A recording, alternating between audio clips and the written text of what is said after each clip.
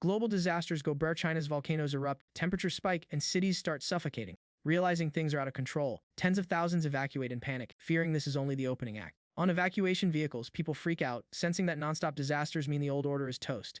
A cold voice cuts in, saying it's not hundreds of billions, but tens of trillions of supplies gone. He bluntly concludes these anomalies aren't random, they're neon signs of an incoming apocalypse. The speaker is Su Chen, but his warning gets laughed off as a bad joke. No one knows Su Chen is the only one here who actually survived an apocalypse.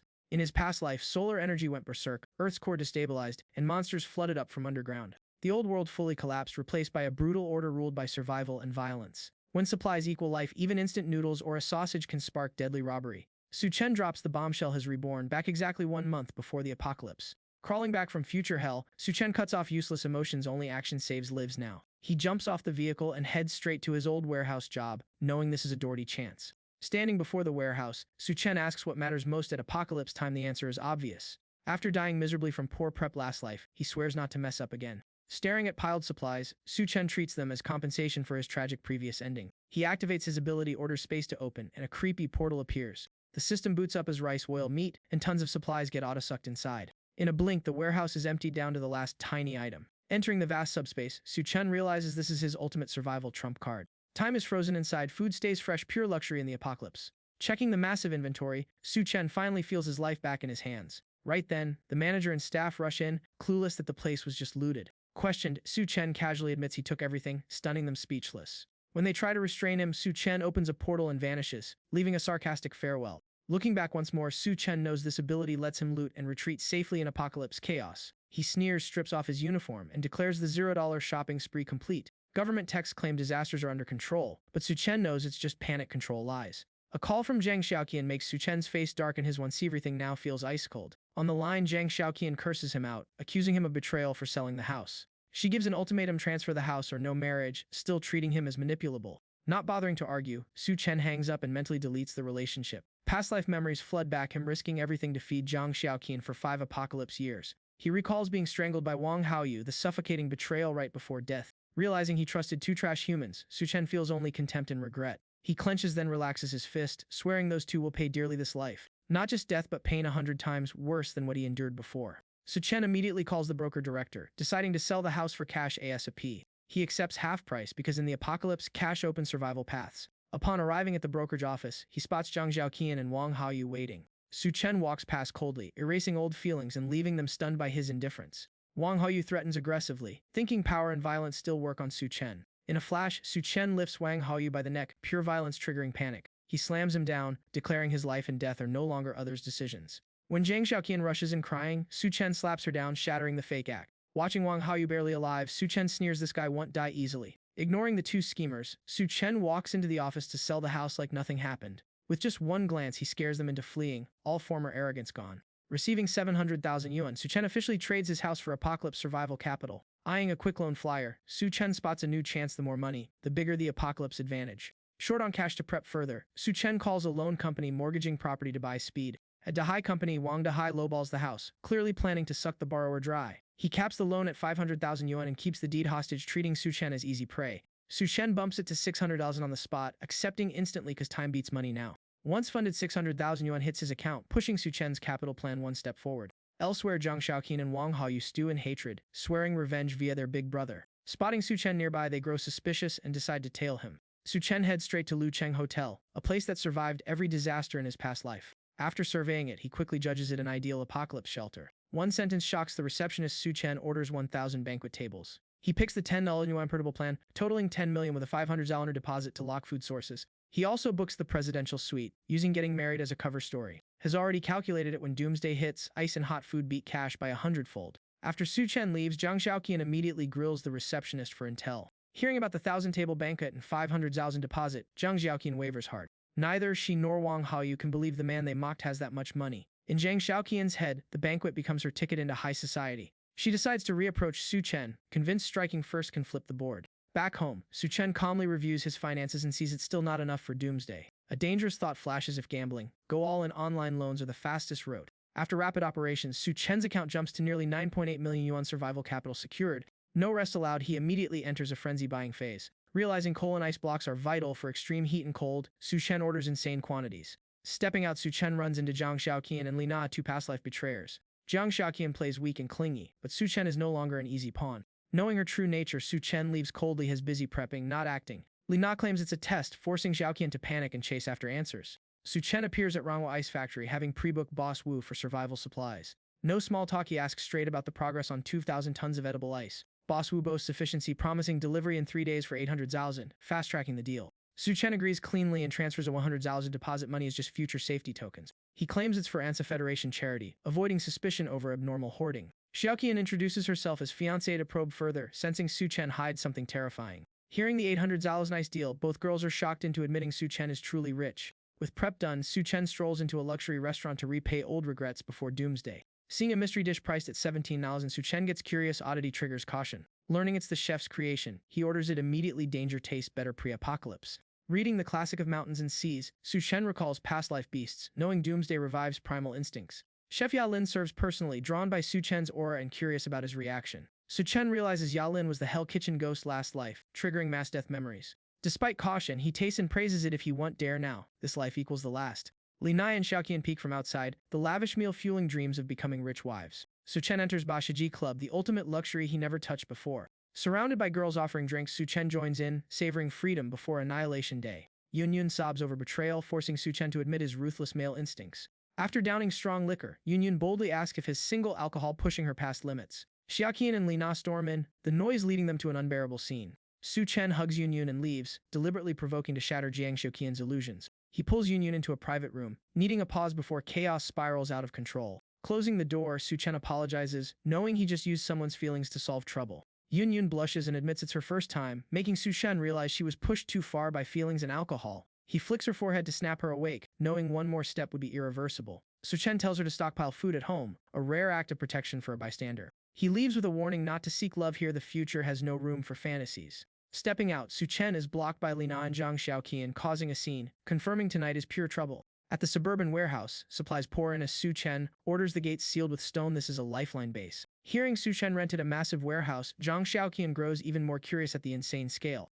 Seeing luxury hotel goods, Li Na instantly imagines a lavish proposal banquet. Inflated by delusion, Zhang Xiaoqian struts over, ready to judge Su Chen's sincerity. Su Chen coldly says if they want answers, help move goods. Free labor beats explanations. Thinking it's a rich wife trial, Zhang Xiaoqian grits her teeth and forces herself into hard labor. Watching them work for free, Su Chen smirks. Greed is the cheapest tool. When stacking finishes, Su Chen exhales. The most critical prep is finally done. He hands drivers fat red envelopes, since money now just buys loyalty and speed.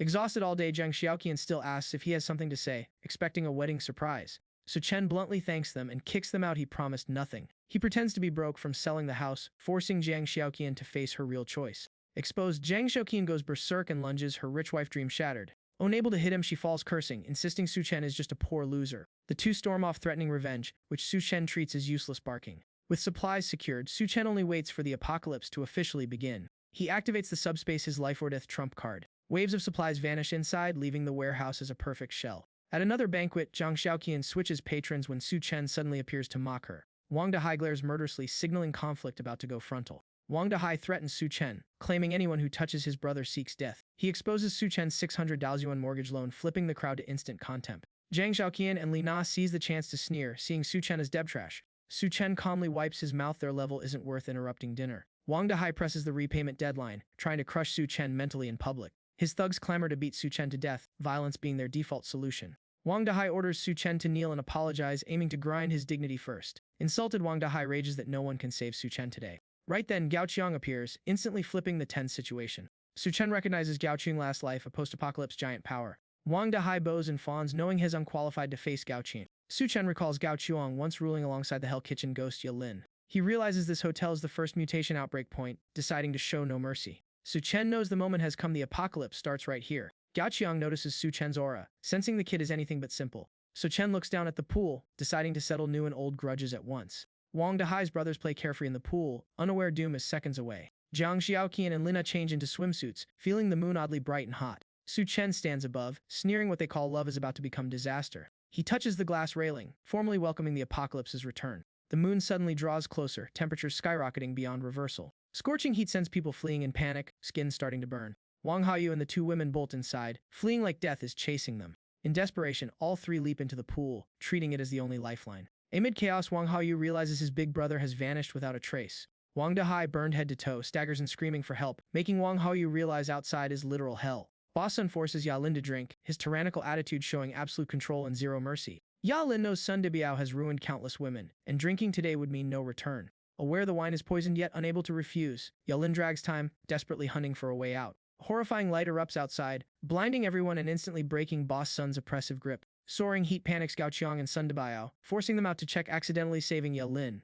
Downstairs, Lu Hani blocks the crowd, but profit-driven impatience pushes chaos to the brink. Zhao Qiang gets reports the moon glows abnormally, outdoor temps exceed 70 C, hundreds injured. Rescue forces can't deploy, power failure looms. Zhao Qiang realizes control is already lost. Wang Dahai writhes in burn pain, but the hellish weather makes hospital transfer impossible. Xiao Jiao is ordered to drive rescue, but the moment he exits the garage, deathly abnormal heat hits. The insane temperature blows all 4 tires, killing rescue hopes at step 1. Stepping into the light zone, Xiao Jiao's souls melt, proving the ground itself is a death trap. He sees countless charred corpses, witnessing the fate of those who didn't escape in time. Half his face sticks to the scorching ground. Xiao Jiao screams before going silent forever. In stark contrast, Su Chen's room stays cool thanks to prep, becoming a rare survival oasis. News spreads that Su Chen's room is safe, drawing desperate crowds pounding his door for life. Su Chen coldly aims a gun and refuses kindness here as a lethal luxury. Government issues emergency alert 75C outdoors, citizens strictly forbidden to go out. Substations chain explode from heat, plunging the city into total darkness and deeper chaos. Unable to reach Xiaojia, Wang Dahai knows his lackey is dead and has trapped too.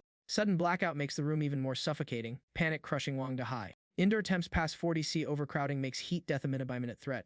Zhang Xiaoqian suggests storming Su Chen's presidential suite, a desperate but possibly only way out. While swimming calmly, Su Chen recalls from last life that grid collapse is just the beginning. The city power grid finally explodes completely, making blackout irreversible. Knowing this script, Su Chen chose a room with a private pool as a long-term survival base. He prepared portable AC units and high-capacity batteries, ensuring uninterrupted power. In burning hell, Su Chen leisurely sips wine, savoring total control. When hungry, he opens subspace and fills the table with food, turning advantage into mental warfare. Eating while waiting for the next twist, Su Chen knows patience is a weapon too. Urgent knocking erupts again. Trouble has found his door. The door opens, cold air spills out, freezing the crowd as they realize this is paradise. Seeing food, AC, and pool, Wang Haoyu instantly loses control. Greed ignites. The crowd screams moral blackmail, using tragedy to force Su Chen to share survival perks. Wang Dahai charges in violently, believing numbers guarantee victory. Su Chen fires without hesitation, shooting Wang Dahai in the ribs and shattering looting fantasies. Gun aimed at the rest, Su Chen coldly warns the line crossed as life or death. A second shot blows out Wang Dahai's leg, teaching that violence equals suicide.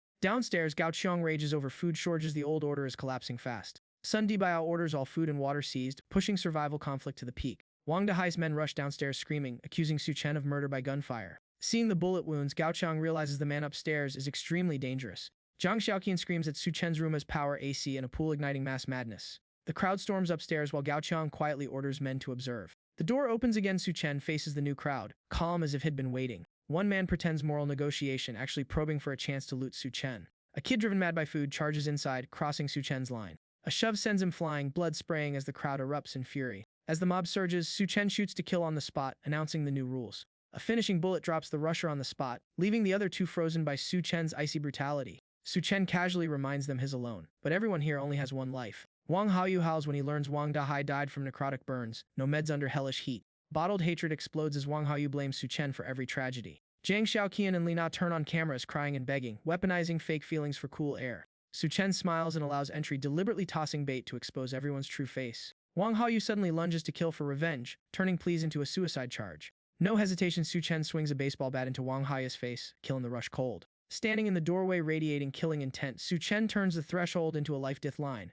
Seeing real madness, the two women panic and flee, not daring one more step. Zhang Xiaoqian and Lina run without looking back, abandoning Wang Haoyu's crawling screams. Su Chen glances at the Camerlink sentry gun, knowing quitters live and stubborn ones die. Heat-resistant armored rescue vehicles arrive, sparking hope among the desperate crowd. Soldiers demand a clear path and call for academician Lu Zhengguo by name. Rescue targets are limited. The team evacuates only Lu Zhengguo, instantly triggering crowd outrage. Rescuers soothe them, saying dawn is the safe window to self-evacuate to aid points. Boss Sun tries buying insulation with cash, but money is worthless this time. Under military guns, all factions fall silent as the team withdraws with the academician. Zhang Xiaoqian and Lina accuse Su Chen of armed murder, hoping the army will erase him. Soldier Xiaofeng disobeys orders to investigate, gun in hand during peak danger. Su Chen's hidden cameras track everything, turning Xiaofeng into watched prey. The door opens. Su Chen suddenly throws something, seizing initiative. A tear gas grenade erupts, smoke blinding Xiaofeng instantly. Choking in chaos, Xiaofeng is knocked out from behind by Su Chen's bat. Waking in the cool room, Xiaofeng faces Su Chen. The dangerous talk begins. Feeling abnormal cold, Xiaofeng doubts Su Chen's identity. No student has this firepower. Su Chen calmly claims he's just a student who's been to the Middle East, sounding even less believable.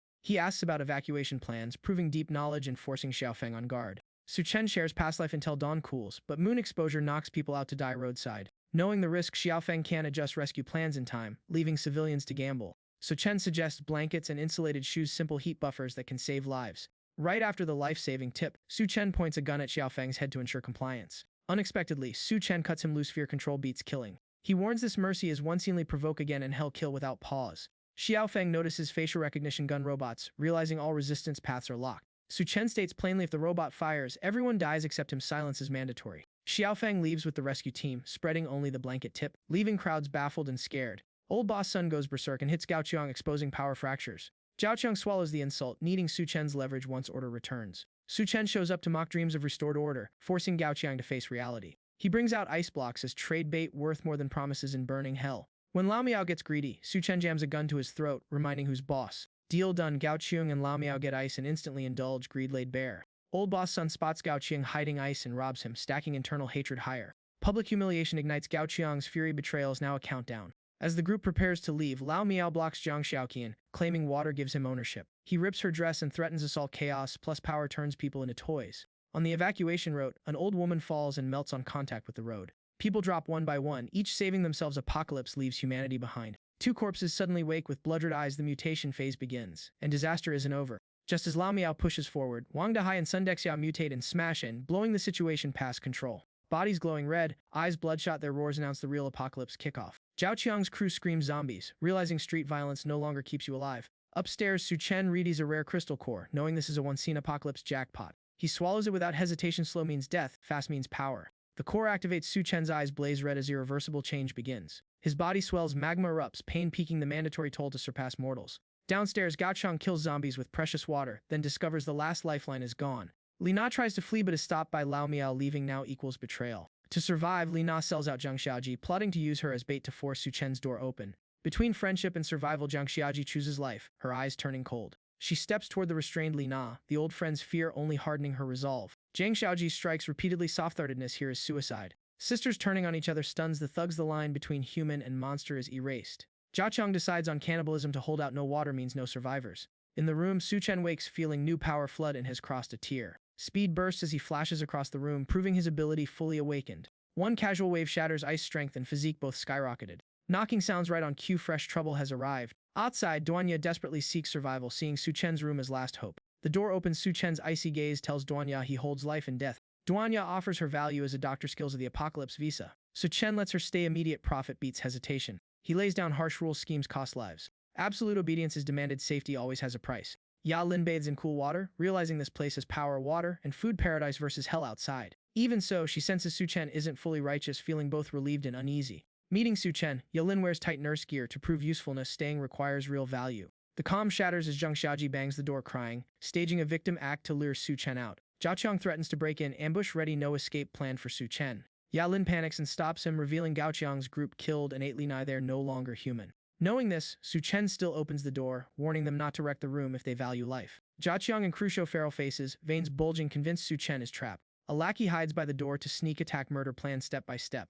Thanks to prep and reflexes, Su Chen catches the knife hand at the instant of strike. In a few moves, he snaps the wrist joint, shocking everyone with the power gap. Jiang Xiaoji rushes to beg but gets her throat grabbed. Fake drama terminated. Su Chen points out mutation signs, declaring cannibals are no longer human. Jiang Xiaoji bares fangs, laughs madly, admitting pleasure from eating flesh. Su Chen kicks her straight out, displaying absurd strength. Zhao Qing orders a full assault, knowing delay means being picked off. Su Chen draws his gun and kills one on the spot, crushing resistance instantly. Lao Miao charges, but Su Chen blinks above him. Ability dominance confirmed. He slams Lao Miao's head to the floor. Clean execution, 0 chances. Zhao Xiang lunges like a beast but gets grabbed by the neck. Total suppression. Jiang Xiaoji returns in full monster form, body oozing magma-level pressure. No hesitation, Su Chen snaps Gaoqiang's neck, ending the gang leader. Facing the monster, Su Chen releases killing intent, deciding to wipe all threats. Ya Lin watches Su Chen solo the entire gang, realizing he's far beyond human. But against monster Jiang Xiaoji, she still feels extreme danger. The fight isn't over. Ya Lin notices items in the room and senses she's about to be dragged deeper into the showdown. Deciding not to stay out, Ya Lin grabs a weapon and calls Su Chen, forcing herself into danger. Su Chen, fully focused on the monster, gets distracted by her voice opening a lethal gap. Ye Lin's provocative presence piles mental pressure on Su Chen, forcing restraint while fighting. Leftover human jealousy ignites Zhang Xiaoji's rage, snapping her last bit of control. Driven by emotion, the monster charges head-on, forcing Su Chen to take the opening hit. A direct blow lands on Su Chen, releasing the killing intent he'd been suppressing. The strike causes no harm, instead it triggers his superpower, pushing him into predator mode. The monster bites from behind, hoping to break defense before Su Chen fully dominates. Steel-hard flesh makes all resistance hopeless, the power balance completely flips. Su Chen counterattacks in a flash, locking down the enemy, turning battle into execution. Stepping on the monster's head, he forces it to accept its role as prey. Wanting it fast, Su Chen rips off both arms, ending all resistance. A finishing kick sends the monster flying, it almost looks over. Cornered, Zhang Xiaoji devours a fellow corpse to evolve, forcing Su Chen to escalate brutality. Perfect regeneration turns her into the ideal target for Su Chen's killing frenzy. Her hateful glare confirms this won't end with a simple death. Su Chen realizes the harder to kill, the more reason to torture. He speeds up, denying adaptation and seizing absolute life and death control. He disassembles her piece by piece, testing regeneration amid desperate screams. After rounds of torment, the monster is reduced to fleeing instinct, proof the cruelty is right. After dozens of rippings, Jiang Xiaoji collapses begging, but the past won't let Su Chen stop. A revenge kick ends all past grudges, mercy replaced by cold execution. Su Chen's blazing red eyes turn to Ya Lin, signaling a more dangerous phase ahead. His advance makes Ya Lin realize she's trapped in an inescapable vortex. After the fight, Su Chen closes in, asserting absolute dominance as game master. Scene shifts to the rescue team, where strange calm tricks them into thinking it's ending. Scouts spot a massive crowd approaching, forcing immediate alert. The captain recognizes mutated drought gills, an extinction-level threat. To protect civilians, the captain stays to block them, forcing teammates to retreat at deadly cost. Back to Su Chen, he leaves with Ya Lin, deciding to execute the next plan himself. Su Chen declares he'll go alone, making Ya Lin understand she's not qualified to follow. He lays down brutal rules: only useful, absolutely obedient people stay close. As weather eases, Su Chen departs instantly, exploiting the gap before the next disaster. Past life memories warn rescue sites will soon turn into hell, he must move first. Blocked by bandits, Su Chen skips negotiation and floors the gas. The car crushes them all, hesitation equals death in the apocalypse. Reaching the subway, Su Chen recalls tens of thousands dying, hardening his resolve. Seeing living dead mobs, he abandons crystal hunting, speed beats small gains. Su Chen enters the old university zone, past memories colliding with present danger. At the gate, a chain draught gull appears, proof this place has an owner. A thug shows himself demanding tribute, forcing Su Chen to play weak and probe. He uses rare food as bait, exploiting greed in scarcity times. The thugs fight like starving beasts, shattering their own order. When guns appear, all power fantasies collapse instantly. 3 shots end everything as Su Chen coldly enters the biolab. Amid death stench, he finds the real target, something that can change the future. A 4-horned serpent emerges, Wang Jinshi, a future global terror seed. As he calculates, rapid footsteps signal a new variable. A silver-haired girl appears suddenly, striking first and turning thugs into hunted prey. The silver-haired girl drops the last foe cleanly, proving her real combat chops rival elite soldiers. She finishes the fight only to have Su Chen's gun at her head, flipping the situation in a blink.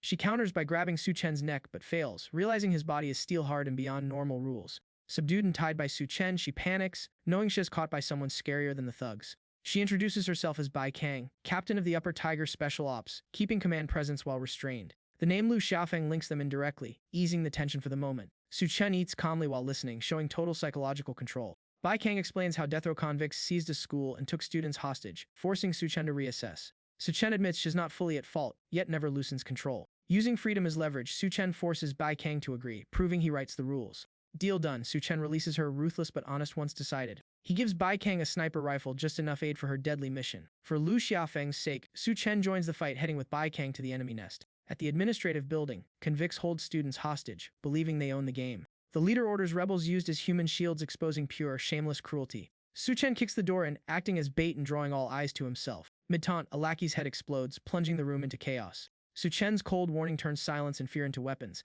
A flashback reveals the kill shot was Bai Kang's snipe, exactly as planned. The plan was insanely risky, placing Su Chen at the danger core to lure mistakes. Bai Kang rushes in to rescue him, convinced he can't survive. Instead, Su Chen has solo-wiped the convicts with overwhelming force. Su Chen snaps the leader's neck, rendering all threats meaningless. Witnessing this power, Bai Kang no longer doubts Su Chen's dominance. After the purge, Su Chen heads straight for the girls' dorms, opening a new move. Chasing him, she presses for confirmation the students are safely gathered, avoiding collateral disaster. Inside the execution room, hanging corpses create a chilling pressure, proof Su Chen showed no mercy. Just when it seems over, a female body suddenly moves, signaling danger isn't done. The woman opens icy eyes like a silent witness, making the situation unpredictable. Gang Ya, the masked iron-faced escapee, appears outside, noting Su Chen stirring trouble again. Underlings find the female captain alive on the ceiling, but Gang Ya's indifference shows zero concern. Lower down, she calmly asks for comfort, treating near-death as a joke. Gang Ya answers with a barbed whip, knowing her twisted tastes and testing her limits. After the pain, she casually confirms seeing the supply thief, forcing deeper interrogation. Regaining clarity, she coldly names Su Chen, making him the evolution base's prime target. Back at the girls' dorm, Su Chen reunites with Bai Kang and the surviving students. Seeing Lu Xiaofeng badly hurt, Bai Kang panics while Su Chen's motives are questioned. Examining the festering wound, Su Chen concludes it's from a virus-bearing monster. Untreated means death. He pulls out a rare medicine and forces Xiaofeng to live, despite scarce resources. Grateful yet wary, Xiaofeng demands Su Chen's true purpose, knowing he never acts for free. Su Chen coldly warns of an incoming great flood, urging evacuation or drowning awaits. Fang Ting objects, accusing Su Chen of lying to hoard supplies, spiking tension. When Fang Ting grabs his backpack, Su Chen slaps her flat. No more patience for troublemakers. The students cheer, revealing Fang Ting was hated and money no longer buys power. Leaving in rage, Fang Ting is kidnapped by Gang Ya for mentioning Su Chen's name. After arranging Bai Kang's evacuation, Su Chen leaves the dorm to pursue his own plan. He waits for Wang Jinshi's mutation, knowing its death could grant water control powers. Su Chen finds Fang Ting bound and begging, mocks her, and Gang Ya finally steps out. Gang Ya opens a container, releasing mutated monsters to force Su Chen into a head-on fight. Standing atop a vehicle, Gang Ya taunts him, turning the encounter into a no-retreat death match. Gang Ya roars atop the car, confidently watching the living dead charge Su Chen like unleashed beasts. He uses Fang Ting as a hostage, forcing Su Chen to kneel and turning human life into entertainment. Su Chen pretends to consider saving her, giving Fang Ting a false flicker of hope. Remembering her insults, Su Chen mocks back, bluntly declaring he owes her nothing. Hung as bait, Fang Ting becomes food for the living dead, piled on and torn apart. Amid her desperate screams, Gang Ya laughs, convinced Su Chen will die too. Gang Ya brags about his living dead control serum, claiming top-tier evolution-based tech. Su Chen coldly pokes the flaw, making Gang Ya panic and doubt what's smeared on his face. Enraged by the trick, Gang Ya orders the living dead to shred Su Chen immediately. Surrounded, Su Chen calmly takes a defensive stance, clearly unfazed by the monsters. Space twists as two swords appear in Su Chen's hands, signaling an overwhelming slaughter. He charges through the horde, slicing heads and limbs, turning the field into a blood rain. When it ends, Su Chen lands lightly, like finishing a casual chore. Seeing Su Chen before him, Gang Ya freezes, realizing total loss of control. Su Chen warns coldly that the sword strikes are only now taking effect. The living dead collapse one by one, proving Gang Ya's struggle is pure desperation. Activating space, Su Chen appears behind Gang Ya, stating he never wanted evolution-based trouble. With his head seized, Gang Ya realizes hunting Su Chen was a fatal mistake. Su Chen snaps Gang Ya's neck cleanly, ending him without hesitation. Witnessing this, Bai Kang is stunned, realizing Su Chen's power far exceeds humanity. Holding the enemy's head, Su Chen notes his still holding back, thinking of stronger teammates. The scene shifts to Ya Lin in a hotel, haunted by Su Chen after a nightmare-filled night. Recalling Su Chen calling the weak a burden, Ya Lin awakens her resolve to keep up. She grips her gun, vowing to be support, not dead weight. At that moment, a living dead appears, pushing Ya Lin into immediate danger. Forced back step by step, she hits a table edge, realizing there's no escape left. Furniture blocks her rear, the monster ahead. She must face danger, not flee. Panicking, Ya Lin spots a gun, a spark of hope in a razor-thin moment. Noise sends the Hamba monster berserk, charging and maxing out lethal pressure. Blind, the monster bites a chair instead, giving Ya Lin a fragile survival window. Realizing it hunts by smell, Ya Lin holds her breath, knowing one mistake means death. Eyeing the gun on the table, she risks approaching, aware any sound is fatal. As she grabs it, noise alerts the Hanba, danger crashing down instantly. In the life-or-death instant, Su Chen's words echo, igniting her crushed pride. Refusing to be useless, Ya Lin counters, delivering a fierce kick to the Hanba's eye. She pours in strength and kills it, proving she can stand alone without Su Chen. The Hanba collapses fully, ending Ya Lin's first survival battle. Stepping on the corpse, she vows never to be anyone's burden again. At the university, Bai Kang and Lu Xiaofeng organize evacuation and call reinforcements. In the lab, Su Chen faces the dangerously mutating Wang Jinshi. Touching water, Wang Jinshi mutates violently, swelling far beyond expectations. Even early-stage mutation is massive, making Su Chen wary of the coming Great Flood. Intelligent Wang Jinshi smashes a window to escape, forcing Su Chen to pursue. His sword breaks on steel-hard scales, proving this is no ordinary foe. Wang Jinshi coils to restrain him, showing tactical intent to capture prey. Exploding with strength, Su Chen counters, choking the beast and flipping the fight instantly. He tears Wang Jinshi in half with brute force, asserting apex predator status. Finding the core crystal, Su Chen prepares to absorb it and gain a new ability. The city is suddenly engulfed by torrential floods, the Great Flood prophecy realized. After absorption, Su Chen's body adapts to water, marking a new evolutionary step. Su Chen realizes he can breathe underwater, making drowning an issue thanks to mutation perks. Escaping the admin building, Su Chen immediately worries about Lucheng Hotel and Duanya drowning. Watching non-stop disasters, Su Chen knows without power humans are fragile prey. Past life memories surge after the Great Flood. Shangdu is quickly carved up by monster factions. Especially in the east, Gao Qiang and Duanya once took Lucheng and nearly killed Su Chen repeatedly. This time, Su Chen strikes first, wiping old enemies and stealing cores to grow stronger. Recalling the past life rat plague, Su Chen suspects Wang Shu is hiding at the University of Science and Technology. While planning, Su Chen notices water wraiths gathering, accidentally walking into a trap. The scene cuts to a signal tower where two brothers from the evolution base tremble amid floodwaters. They're horrified to see Su Chen skimming the water, surviving the flood like a monster. Watching water wraiths chase him upstream shatters their worldview completely. Panicking, they still threaten him with evolution-based authority, hitting the deadliest nerve. Su Chen bursts from the water onto the tower, freezing the two spies in shock. With a precise kick, Su Chen stomps the younger brother's face, using him as a human step. The younger loses balance and falls into the raging flood, screaming in despair. Dragged along, the younger begs to be released to save his brother, tragedy peaking. Su Chen coldly questions them about the evolution base, ignoring their life-or-death struggle. A water wraith drags the younger down, the elder dives after him, choosing death together. At the brink, Su Chen appears, shredding the wraiths and rampaging like a flood god. Save the brothers confess the evolution base is at the University of Science and Technology, led by Old Liu. The clue links straight to Wang Chu, confirming Su Chen's dangerous guess. Su Chen decides to act first and investigate the base to stop the rat plague disaster. The scene returns to Lucheng Hotel, nearly swallowed whole by floodwaters. As water reaches her feet, bizarre tentacles appear beneath Duanye, signaling new trouble. After absorbing a core, Duanye endures painful mutation as wild energy erupts inside. Floodwaters rise higher. Duanye realizes she's surrounded with crawling horrors below. As mutation surges, a water snake coils around her, pushing her into mortal danger. In despair, Duanye grabs its head, forcing herself to fight or be eaten. Tentacles and water snakes swarm, binding her tightly in a razor-edge crisis. At collapse's edge, Su Chen's teachings echo, urging faith in her awakened power. Understanding clicks. Duanye calms and begins sensing the world with new ability. Monster neural structures appear clearly, guiding her to strike weak points. A command escapes her lips, freezing all tentacles and snakes under mental suppression. Breaking free, Duanye counterattacks with icy eyes, shifting from prey to hunter. In moments, the room runs red as Duanye slaughters every monster. As she prepares to leave, a voice behind stops her cold, snapping her alert. The newcomer is Su Chen, alive and stronger, proving she truly survived Death's Gate. Emotions burst as Duanye throws herself at Su Chen, long-old fear finally released. After awkward relief, they pause to rest briefly amid the ongoing catastrophe. Su Chen bluntly asks about her ability, eager to gauge her combat value. Duanye admits its mental control, opening terrifying support potential. Testing it, her mental power surges and accidentally brushes a dangerous limit. Su Chen's mental force rebounds hard, proving their power gap remains vast. Thrilled by its potential, Su Chen decides to personally train her to the end. Outside, the Great Flood keeps rising, reminding them rest time is Razorthan. Next morning, Su Chen trains Duanye in shooting, merging willpower with mental force. He deliberately invests time, knowing her special role will soon be needed.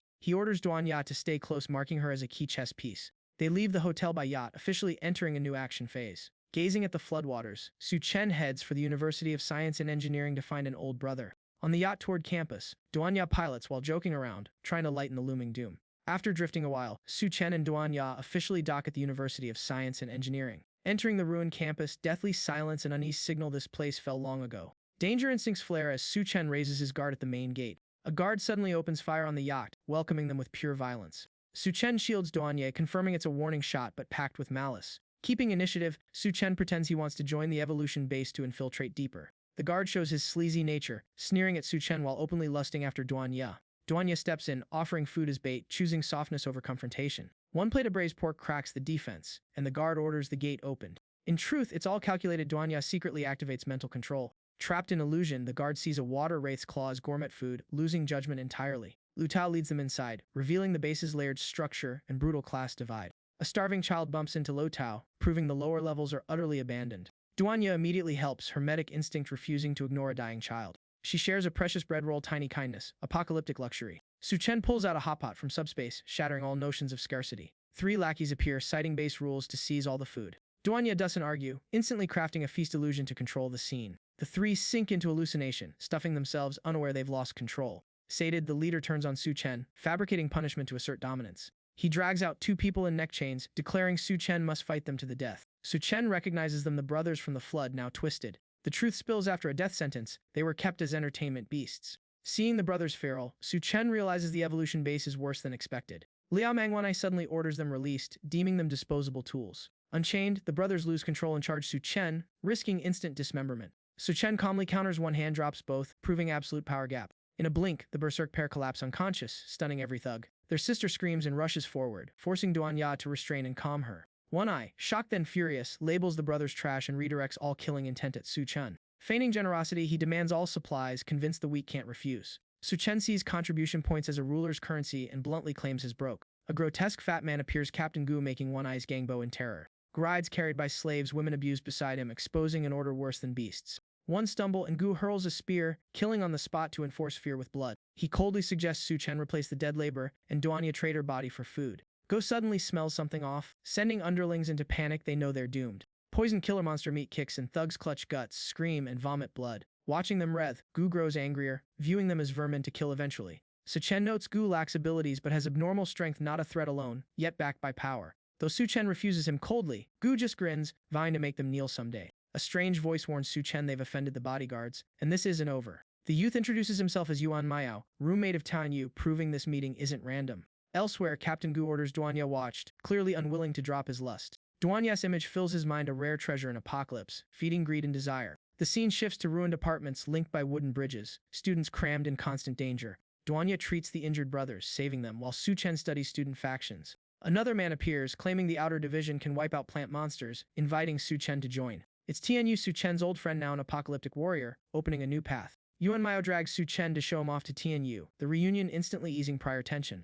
Seeing Su-chen alive, Tianyu hugs him tight. They both thought the other died in the apocalypse. Tianyu freezes, realizing Duanya is the legendary goddess, leaving her awkward over her changed reality. Wearing bunny-ear clothes too embarrassing, Duanya asks to change. Su-chen hugs and agrees, angering two singles. Yuan Miao and Tianyu get so jealous they nearly get nosebleeds, spotting the not-so-normal bond. Tianyu lends Duanya a private room, revealing all comforts now cost contribution points. He doubts their lack of supplies, while Su-chen steers talk to mission danger levels. Tianyu invites Su-chen to join his team, promising protection. Duanya just needs to be the doctor. He seriously warns Su-chen to stop causing trouble, especially flaunting Duanya in chaos times. Tianyu recalls Su-chen's past weakness and warns the guard captain is extremely dangerous. In the changing room, a shadow appears behind Duanya, red eyes locking on her. A strange girl presses a knife to Duanya's neck, forcing her still deadly danger instantly. The attacker reveals herself as Captain Gu's subordinate, here to forcibly take Duanya. Not wanting delay, Duanya triggers hypnosis, forcibly dominating the attacker's mind. The shaved-head girl freezes, eyes dull, body locked and out of control.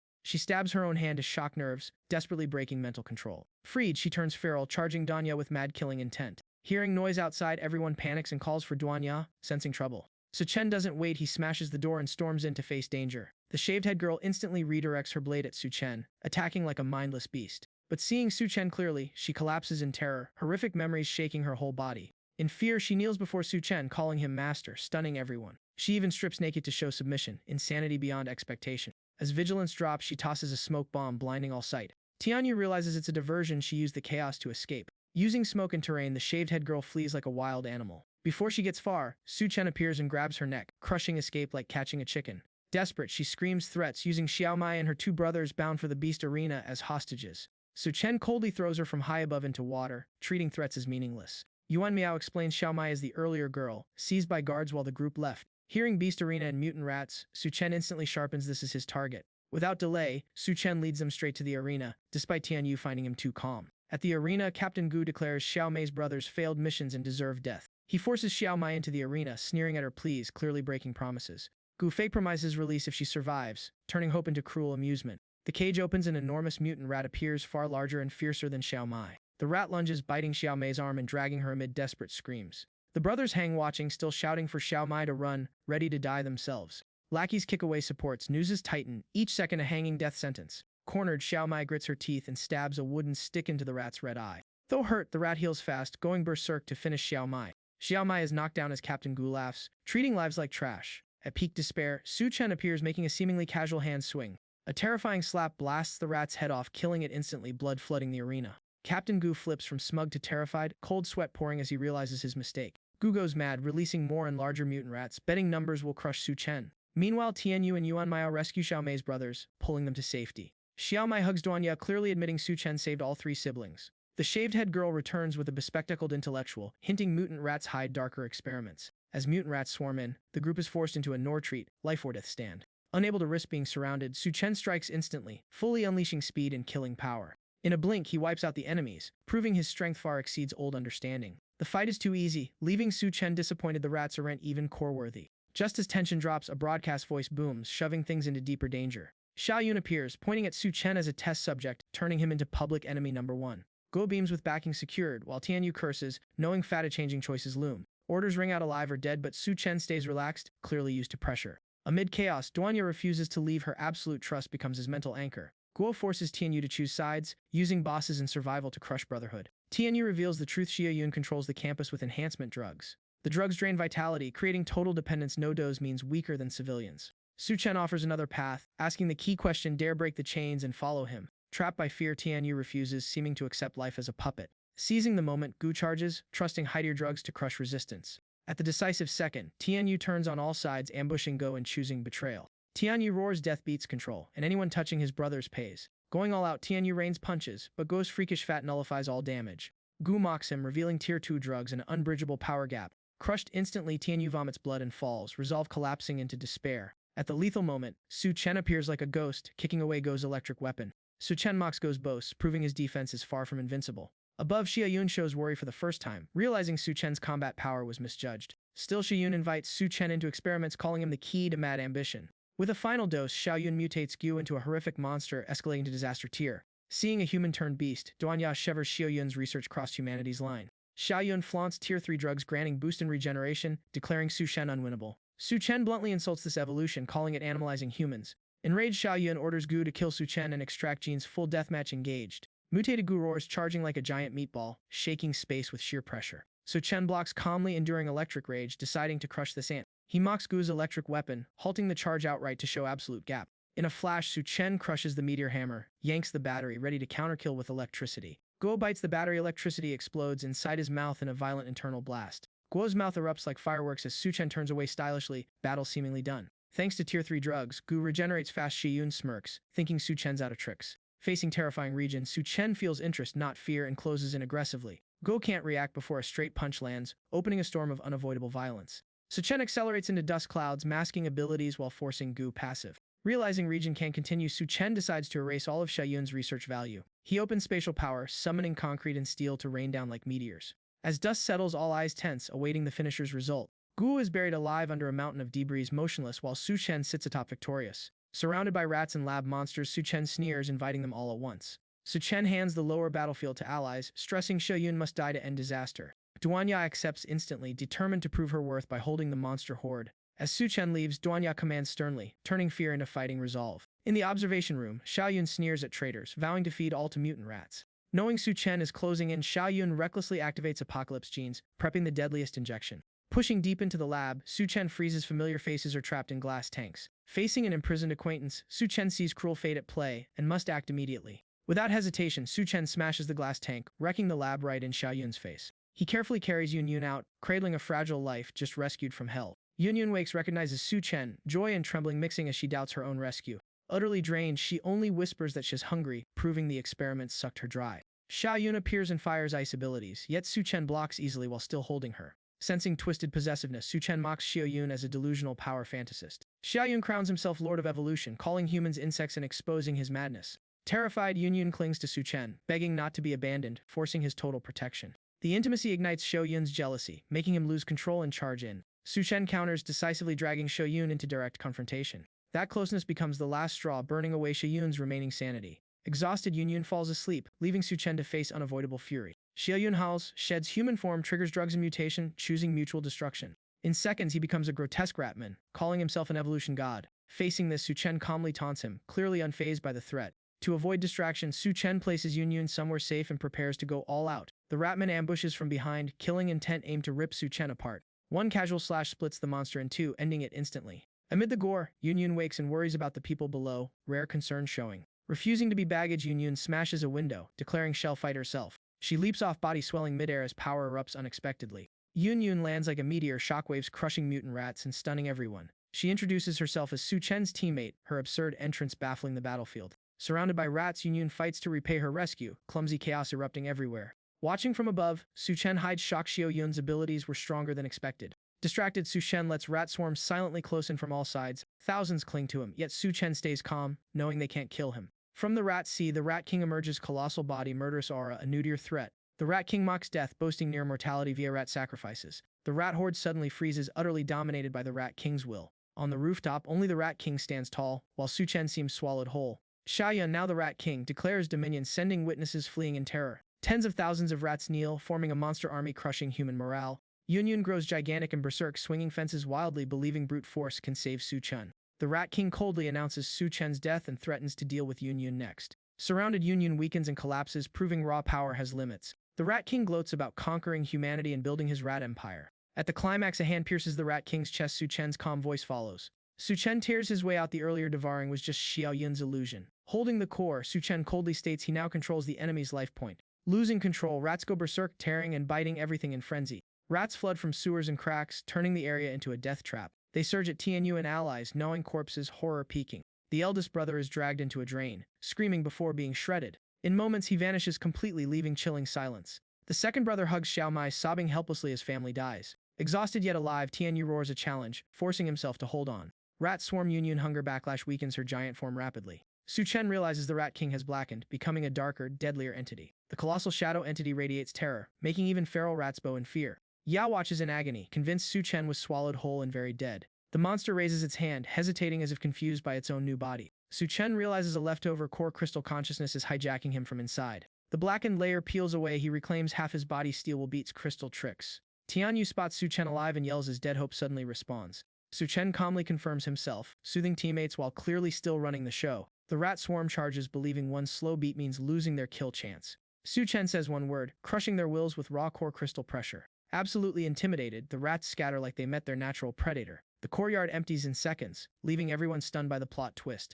Su Chen knows that even without being the Shuang, the crystal aura terrifies them. Right after victory, Tianyu coughs blood and collapses from long stack damage. Yun reveals Tianyu's booster drug is poison. The more he fights, the faster he dies. To save him, they need blood from a special corpse in Lu Xieyun's lab. No delay, Su Chen moves instantly, knowing 1 second late means Tianyu's death. He pushes open the lab door and steps into unknown danger on purpose. A mental light screen appears, dragging Su Chen into warped sensations. There's no corpse, just a strange girl waiting like this was scheduled. By reflection, Su Chen freaks out, realizing he has become Lu Xieyun in the illusion. Forced into Lu Xieyun's memories, he loses control of his own actions. Dialogue exposes parasitic, possessive thinking Lu Xieyun's twisted core. As crisis drags on, Lu Xieyun reveals ambitions to monopolize survival food. For the last food, he brutally beats Xiao Lao Shi, humanity officially offline. Knife in hand, Lu Xieyun shows clear killing intent, crossing the point of no return. A scream tears space as the blade cuts flesh as humanity fully crashes. Xiao Lao Shi is disemboweled. Lu Xieyun digs out black fluid to eat, valuing life below rations. After her death, corpse-eating rats mutate violently, paving a bigger disaster. Experiments reveal Xiao Lao Shi's blood can make antidote serum, inflating his ambition. Worse, Xiao Lao Shi lives on half-human, half-ghost, hung like a lab sample. Lu Xieyun calls her the perfect apocalypse gene, praising her pain as science. Still unsatisfied, he plans to dissect her brain, madness hitting max level. In the illusion, Xiao Lao Shi tries to hypnotize Su Chen into eating a fake core crystal. Su Chen coldly refuses and crushes the stone, hard rejecting the mind trap. He exposes the truth, the illusion shatters. Su Chen regains full control. Before him, Xiao Lao Shi reveals her true form, a monster hung in machinery. The monster begs for mercy, tempting with power, but Su Chen doesn't blink. He opens the skull, extracts the core crystal, the body turns to ash. Su Chen confirms the rule: no core crystal, no host, self-destruction guaranteed. Remembering Tianyu, he searches the lab fast. The antidote is priority 1. Outside, receding water reveals a ruined city as corpses begin mutating again. Su Chen decides to evacuate the med students, their vital human resources. Yun, starving and unstable, tries to leave, but Duanya forcibly stops her. Su Chen's oddly intimate moment makes Duanya suspect crystal-induced personality drift. Su Chen secretly plans his own settlement, using chaos to seize initiative. The Shuang core crystal boosts body and powers, even awakening ice abilities. Activating biothermal sensing, Su Chen detects enemies lying in ambush. A person hangs suspended before them, the scene reeking of a death trap. Su Chen coldly orders no rescue, drawing accusations of cruelty and team tension. The trap snaps. 2 manipulator clan members dive from above to slaughter. 2 students are surrounded, clearly used as bait, panicking with no escape. A manipulator clan brute openly molests her, planning to use the girl as bait. Humans are just hunting tools. Unable to endure it, a male student charges in, knowing the power gap makes this near suicide. 1 strike kills him. The manipulator coldly teaches the lesson of being prey. With her protector gone, the girl is tortured further, even treated as breeding stock. Elsewhere, Su Chen realizes it's all a trap. The whole team is encircled by the manipulator clan. Their presence crushes the area, forcing Su Chen to decide instantly. Instead of panicking, Su Chen activates his new mental ability, betting his fresh trump card. He chooses to control zombies to surround the manipulators, flipping their hunter role. The manipulator clan panics as mutants close and first time tasting being hunted. Mid-fight, they find their prey gone and are forced into a desperate chase. Leaping down to pursue, they're intercepted by Su Chen, falling into the real trap. Su Chen blocks the exit, icy gaze proving he holds total control. He casually says they're not worth killing, releasing mutants for entertainment. Hundreds of mutants rise, trapping the manipulators in living hell. Afterwards, Su Chen's group enters Heecheng's safe zone and is immediately questioned by guards. Captain Sun rudely refuses entry, calling outsiders worthless trash. Duanya counters with hypnosis, forcing logic over violence. Xiao Feng steps in to stop escalation, staking his reputation to vouch for them. Su Chen drops a lethal bargain: dozens of medical students, exactly what the zone lacks. The news shocks Heecheng, forcing Captain Sun to rethink. They're accepted at last, but Xiao Feng must bear responsibility for any trouble. The group inspects a patient, a girl overrun by strange white fungus, near death. Su Chen confirms it's mutated plant life, warning of a new spreading threat. Suddenly, the city lord's son fires wildly in the shelter, signaling major chaos ahead. Xiao Feng reveals the Kang Hu squad was disbanded, letting Zhang He run rampant for entry rights. Zhang He sneers at the newcomers, clearly seeing them as disposable trash. He openly harasses Yun Yun, confident his status lets him do anything. Yun Yun pretends weakness, luring him close to punish his arrogance herself. Xiao Feng tries to intervene, but Su Chen stops him knowing Yun Yun set the trap. Yun Yun smiles sweetly, leaving Zhang He fully off guard. At point-blank range, she activates body amplification, turning approach into a crushing blow. Zhang Yi leaps back in terror, tasting real fear for the first time. His car is flattened into scrap, exposing power's fragility before strength. Yun Yun deliberately steps on Zhang He's broken leg, charging pain for his insolence. Panicking, Zhang He screams that Yun Yun is a monster and orders her arrest. Duanya instantly hypnotizes his men, flipping testimony to protect Yun Yun. Under hypnosis, they claim Zhang He fell himself, stripping his last support. Cornered, Zhang He wails for his father, revealing pure cowardice. The city lord arrives with armed guards, authority pressure flooding the scene. He calmly questions events, sharp eyes showing a master manipulator. He publicly slaps his son, staging an image of fair leadership. The city lord sweet-talks everyone to stay, using promises to mask the truth. While others are charmed, Su Chen's team quietly leaves, trusting none of it. Outside the city, Duanya states staying equals suicide. The city lord will retaliate. Su Chen warns of surveillance, forcing instant combat readiness. Pursuers appear, vowing Su Chen's group won't escape after the young lord incident. Su Chen strikes first, one punch blasting half a man away, killing resistance. He captures the leader, sword at his throat, forcing secrets out. Truth exposed, the city lord trades refugees to the manipulator clan for food, running a human market. Enraged, Yun Yun beats the leader, forcing him to admit all trafficking was ordered by the city lord. Truth surfaces, the manipulator clan treats humans as food, killing them and dumping corpses as trade goods. A manipulator coldly bites off a victim's throat, proving human lives are cheap calories. Witnessing the savagery, Yun Yun and Duanya tremble, while the leader begs desperately to live. Su Chen smiles coldly, keeping him alive isn't mercy, it's bait. The leader is hung in a dark alley, turned into a living trap for manipulators. Spotting the dangling prey, the manipulators decide to kill and haul it back as food. As they strike, a massive shadow appears, jolting them with terror. Yun Yun reveals her giant form, casually holding the rope like a toy, forcing caution. From above, Duanya snipes 3 perfect headshots, proving manipulators aren't immortal. The remaining manipulators panic, finally realizing they're the hunted. In the chaos, Su Chen silently closes in on the manipulator leader. One punch, its head explodes, ending the hunt with absolute violence. Afterwards, Su Chen calmly explains he long suspected bases trading people for food. He states that to build a base, they need someone experienced, and that person is in He Cheng. Next morning, the city lord finds the deal broken and rushes to confront the manipulator tribe. The manipulators demand double the live humans, treating lives as exchange units. Su Chen suddenly appears, bluntly exposing the city lord's life forfeit trade. Manipulators instantly surround Su Chen, certain he walked into death. The city lord leaves, convinced Su Chen will die, planning to clean house back home. Returning to He Cheng, the city lord fabricates a traitor story, stirring public rage. He frames Su Chen's group as human traffickers, fanning hatred to silence witnesses. At that moment, General Gao steps up, vouching that Su Chen is trustworthy. Su Chen appears before the crowd, dragging a living manipulator leader as proof. He forces the leader to confess publicly, flipping the city lord's scheme. Cornered, the manipulator leader spills it all. City lord Zhang sold out the entire shelter. The confession ignites fury as residents realize they were trade goods. City lord Zhang still denies it, shamelessly accusing Su Chen of colluding with manipulators. General Gao no longer believes him and throws a punch, cracking the mask. Knocked down, City lord Zhang laughs sinisterly, admitting everything was planned. He argues sacrificing the weak to save the many is right, mocking morality. Su Chen strikes him down, scorning a man who sold humanity, saying that path is for beasts. Turning to General Gao, Su Chen decisively proposes building a new base with human dignity. Su Chen recalls his past life, an ideal base where people lived without hunger or oppression.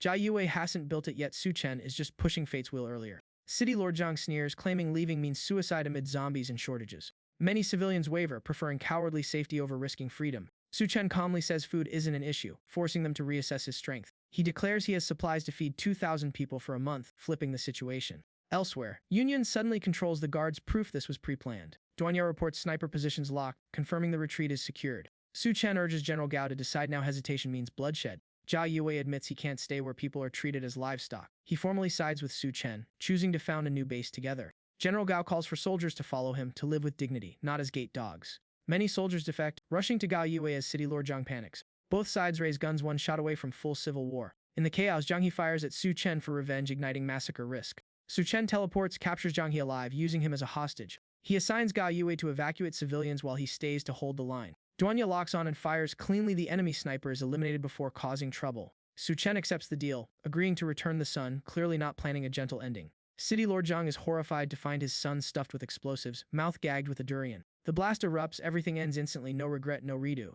Zhang Jinghai mutates in madness, but it's too late as his son explodes before his eyes. Su Chen calmly confirms his past life guest Zhang Jinggai was a hidden level 2 manipulator human. Scene shifts to a supply team targeting a supermarket stockpile for the new base. They enter and are shocked to find the manipulator clan already wiped out. Supplies and fuel are intact, proving Su Chen never lied about logistics. Old Sun grows jealous, bitter that the biggest credit keeps landing on Su Chen. At the relay station, Yun Yun and Duanya wait for news, healing refugees while monitoring all fronts. Yun Yun worries about starvation, showing Su Chen's team prioritizes saving lives over power games. Supplies return safely. General Gao formally acknowledges Su Chen as the survival pillar. New intel arrives. A massive manipulator clan tribe nearby threatens the new base. Old Sun secretly plots confrontation, wanting to prove he's the real protector. Su Chen proposes moving a military weapons cache, despite it being labeled a death trap. He promises that if guided there, he'll handle all remaining risks. Su Chen pulls a pickup truck straight from his spatial ability, stunning his companions. The trio immediately heads for the military zone, launching a high-risk operation. Elsewhere, city lord remnants throw people as bait to water wraiths to loot supplies.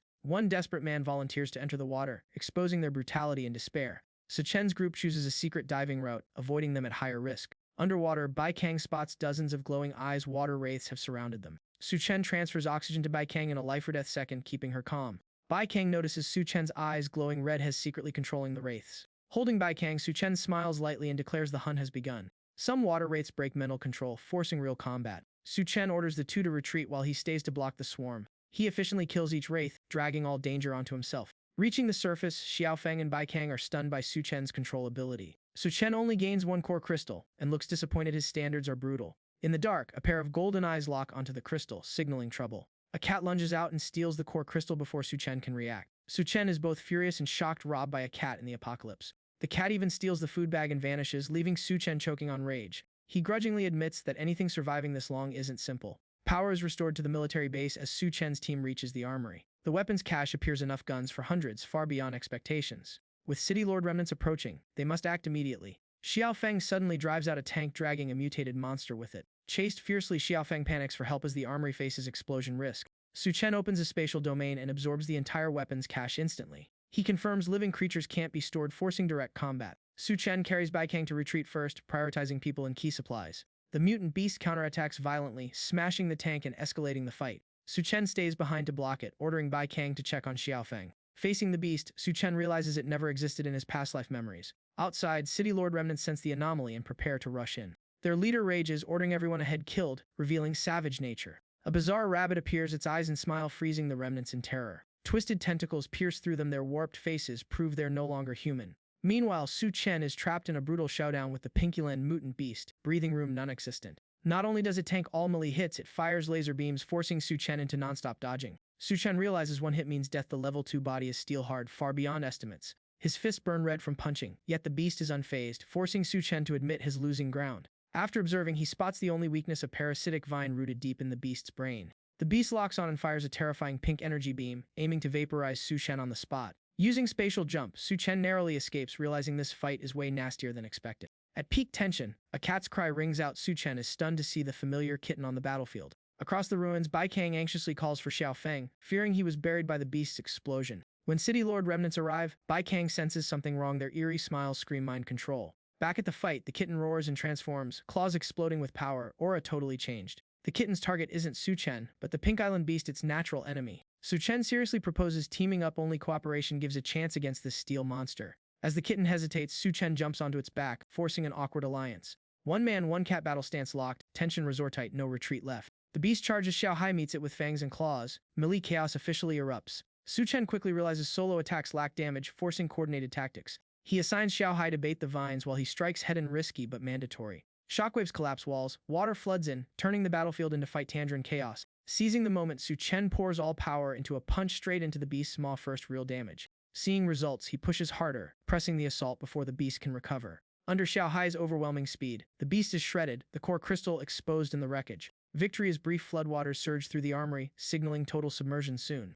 Panicking at the water, Xiao Hai clings to Su Chen for help, pride instantly replaced by survival mode. Seeing this, Su Chen jokes if it clings, it chose him willingly, no forcing involved. Elsewhere, Bai Kang curses while retreating, baffled why dead city lord troops still move. Surrounded on all sides, she's forced to fight. Running now only means faster death. At the critical moment, she spots the mastermind, a humanoid mutated rabbit. The rabbit drains corpses with roots, controlling the troops like combat tools. Before reacting, roots tighten from behind, trapping Bai Kang in near despair. The rabbit reveals a horrifying face, opening its mouth to devour her alive. At the life or death second, Xiaofeng's tank suddenly roars to life, slamming the rabbit and saving her. Xiaofeng unleashes nonstop fire, shells raining straight into the rabbit's mouth. In moments, the mutant rabbit is blasted into pieces, the threat completely erased. Amid the chaos, Xiaofeng doesn't notice a core crystal flying straight into his mouth. The crystal slides down his throat. He panics, realizing he swallowed the ultimate prize. Power surges instantly. Xiaofeng's eyes light up as his body begins awakening abilities. Su Chen appears, confirming Xiaofeng swallowed the core crystal, leaving Bai Kang both relieved and worried.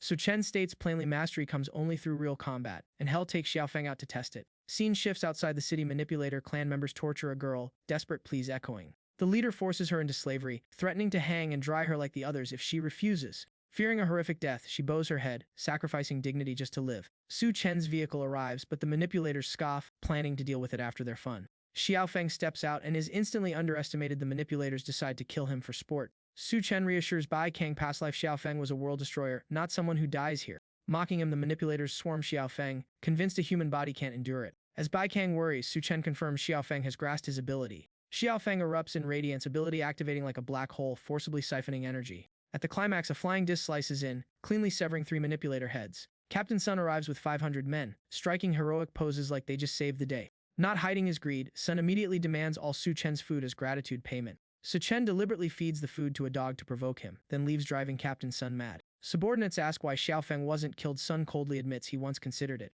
Sun reveals his ambition if pushed out of power, is ready to replace Zhao Yui. In the car, Xiaofeng shrugs it off, but Su Chen senses a deeper scheme brewing. Su Chen realizes Xiaofeng has almost zero self-defense against insiders at the base. If ambition and power are already growing, Su Chen decides it's best to cut it early. At the construction site, Yun Yun is praised as her ability massively boosts wall-building speed. She spots Su Chen's car returning, signaling the new base is stabilizing. Xiao Hai jumps out to roam free, but one warning from Su Chen makes him behave instantly. Su Chen is confident Xiao Hai won't leave. His addicted to Emperor-level Dayu.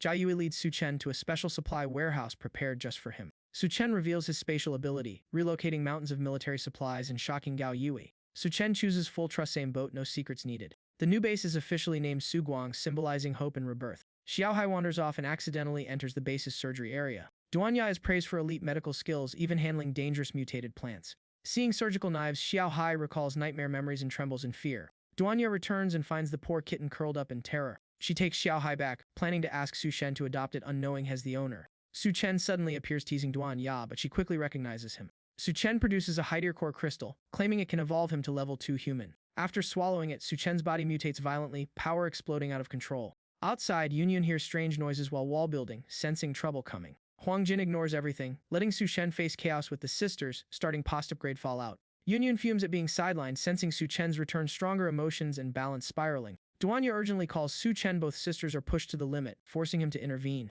When level 2 power erupts, the sisters hit their ceiling, admitting the terrifying gap. After the climax, both collapse, realizing the brutal side effects. New power backfires on allies. Su Chen admits absorbing too many core crystals, confirming his path grows ever more dangerous. Yun Yun grits her teeth. If they don't grow stronger, they'll be crushed by Su Chen eventually. Duanya forces a blunt question. Level 2 can't be just a simple stat boost. Physical fusion ability turns Su Chen's body into black steel, signaling a direct dominance combat style. Just testing, he blows both off the bed. Attack power far beyond expectations. Su Chen laughs, realizing the new power is not just stronger, but dangerously unstable. Spatial ability evolves multiple microgates within 20 meters, rewriting tactics entirely. Even ice ability improves, still rough, but enabling defense and combo play. He invents a new move, ice bullets fired through space gates, Mulshingle lethal strikes. Mental ability expands into inner vision, letting Su Chen sense every cell and boost self-control. Mythist, he detects an anomaly, danger hidden within his own body. Su Chen is dragged into a strange space, facing a threat not from outside. He recognizes the girl from the lab base, realizing the past never let him go. Truth revealed, she parasitized him via a swallowed core crystal, turning him into an unwilling host.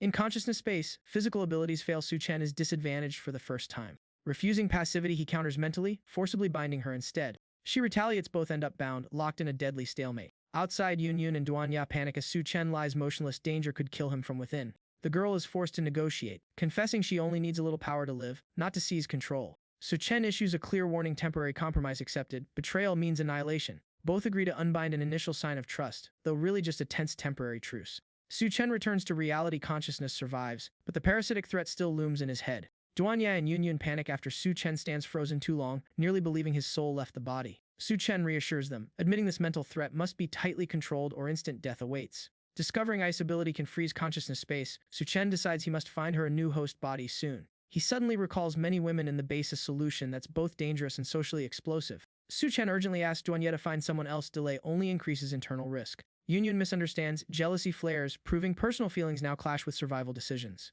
Duanya reports base status. Over 1,000 people have stabilized after early crisis. Thanks to a field surgery unit, the injured were saved in time, preventing internal collapse. Su Chen bluntly warns peace is temporary and a bigger disaster is closing in fast. In the meeting, General Ga Yue confirms stability, but insists reclaiming hospital medical supplies is mandatory. Captain Sun openly mocks Su Chen's absence, exposing internal power struggle seeds. General Gao shuts it down, stating clearly without Su Chen this base would exist. Flashback reveals Su Chen voluntarily yielded authority, trusting only Dao Yue and hating leadership. Zhao Yue understands people like Su Chen never stop, always charging toward greater power. He reassures everyone when facing strong enemies or death, Su Chen will act without fail. Final decision: Su Chen must join the hospital operation to guarantee safety. Leaving the meeting, Captain Sun shows killing intent, fearing Su Chen and Xiaofeng as obstacles. He plots murder during the mission, aiming to swallow all base power. Watching from afar, Gao Yue senses the scheme, hoping Sun won't choose self-destruction. In He Cheng, Xiaomu sulks over not relying on Su Chen, proof of dangerous dependence on strength. The two spot an armed escort moving young women, sensing a dark transaction underway. Inside the city, the Iron Clan treats girls as breeding tools, cruelty beyond redemption. The leader draws his blade and strikes, officially opening a blood-soaked tragedy. News of Su Chen attacking the hospital panics the city lord, forcing immediate response. The city lord rages, ordering full counterattack to crush Su Chen before control slips. Subordinates tremble, confessing forces are depleted. Forced Iron Clan evolution needs time they lack. Sanmao steps up, offering help, opening a more brutal path to fill the power gap. The city lord declares humans will be used as vessels to build an Iron Clan army. Ignoring doubts, he slams the hammer, choosing a blood path for power. Living people are thrown into a crimson blood pool. Screams turn the place into hell on earth. Sanmao pours in second-gen enhancement drugs, forcing evolution despite lethal risks. She reveals deep hatred for Su Chen, vowing this army will repay her past torture. A young man rises from the blood pool, mutating into a flawed Iron Clan, proof of success. Tianyu and Xiaomu witness it firsthand, realizing the entire city may become monsters. They try to retreat and warn others, but noise gives them away. Disaster closes in. Iron Clan block the path, grinning, declaring none will leave alive. Tianyu chooses to hold them off, forcing Xiaomu to flee and preserve hope.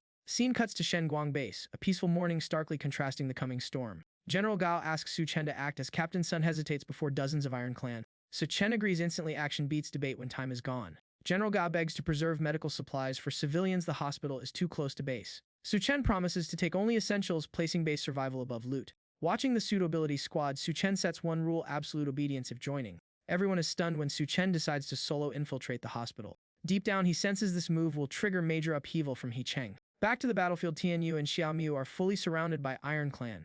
Tianyu throws lime powder into enemy eyes, recklessly carving a path through despair. Xiaomu screams to retreat, life or death choice in a single moment. Turning back, tragedy strikes. Xiaomu is speared through, agony shattering all hope instantly. The Taodi commander flaunts his loot, treating Xiao Miao's life like a snack, cruelty fully on display. On his order, Xiao Miao is surrounded by Taodi, upgraded from lone prey to tear apart target. Dianyu charges in desperation but gets ambushed, forcing Xiao Miao to spend his last strength, pushing him to run. The Taodi swarm bites and rips Xiao Miao, is torn in two in seconds, death swift and savage. Dianyu collapses, screaming helplessly as a teammate dies before his eyes, grief igniting into hatred. Refusing a pointless death, he swallows his rage and flees, vowing to live and avenge Xiao Miao. Under a rain of spears, Dianyu leaps into the rapids, faking death to shake pursuit. The Taodi commander roars new orders, hunger and hatred merging into a death-dealing tyrant. He decides to vent his bloodlust on Divine Light Base, where humans will become the buffet. Leading 500 underlings, the commander marches out, killing intent filling the sky, massacre imminent. Cut to a hospital, a girl's wail opens another tragedy, quieter but no less horrific. She collapses after giving birth to a Taodi, new life crying amid twisted hell. Feng Banzi appears, the madman ruling the hospital, turning women into breeding tools. The girl tries to escape but is dragged back. He forces himself again, extending the nightmare. Captain Sun's squad counterattacks, reclaiming the hospital and supplies from the Taodi. Ambushed, the Taodi ranks shatter as gunfire storms the corridors clean. Captain Sun shows his hand, forcing ability users to the front as living shields. Su Chen replies coldly, warning that anyone aiming a gun will pay dearly. Behind them, Captain Sun plots to wipe out the ability users, trusting bullets to decide all. As he orders Duanya detained, the entire group vanishes, his plan instantly derailed.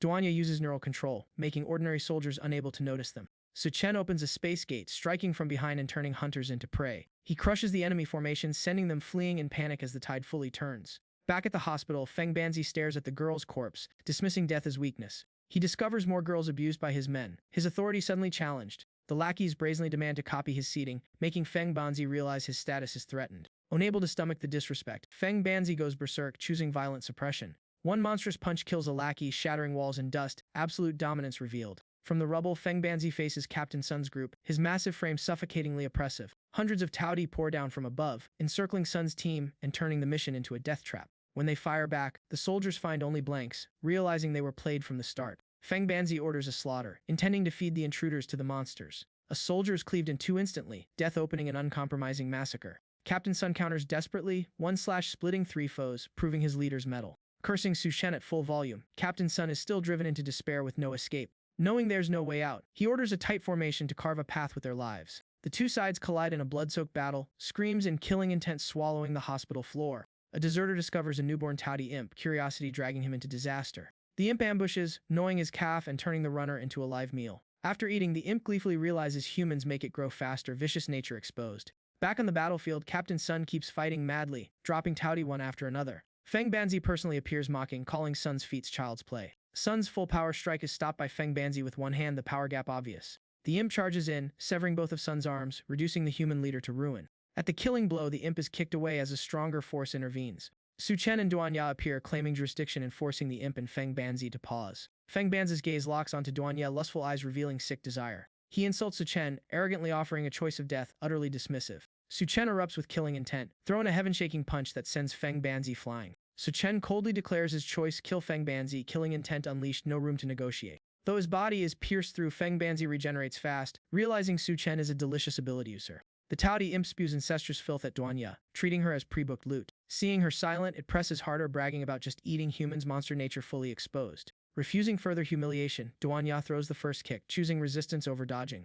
She follows up with a power kick, stunning the imp and shattering its momentum. Duanya spins midair with a decisive strike, fighting like a real warrior. The imp adapts fast, laughing madly as its terrifying toughness shows. It uses earth burrowing to ambush, smugly sure Duanya can't predict the strike. The attack is stopped when Xiao Miao appears, saving Duanya at the last second. Duanya shields the cat, activates mental sensing, ready to shoot the imp on sight. Huang Jin counterattacks in a flash, heavily injuring the imp before it can act. Three giant claw marks slam into the ground, scaring the imp into fleeing, fear learned at last. At the battlefield center, armless Captain Sun is surrounded, panicking and ordering protection. In desperation, Old Sun decides to use Lu Xiaofeng to claw out a way to live. Lu Xiaofeng agrees to protect him with conditions, instantly flipping the power balance. He activates Plunder ability, draining Captain Sun Dry to buy a counterattack chance. Lu Xiaofeng coldly declares that once guns are raised, comrades become enemies. He drains the entire squad, killing all Taudi, as Divine Light receives warnings of an approaching army. At Divine Light, Bai Kang orders the plan executed, surprised to see Yun Yun still staying. Yun Yun admits her relationship with Su Chen, saying old rules no longer matter.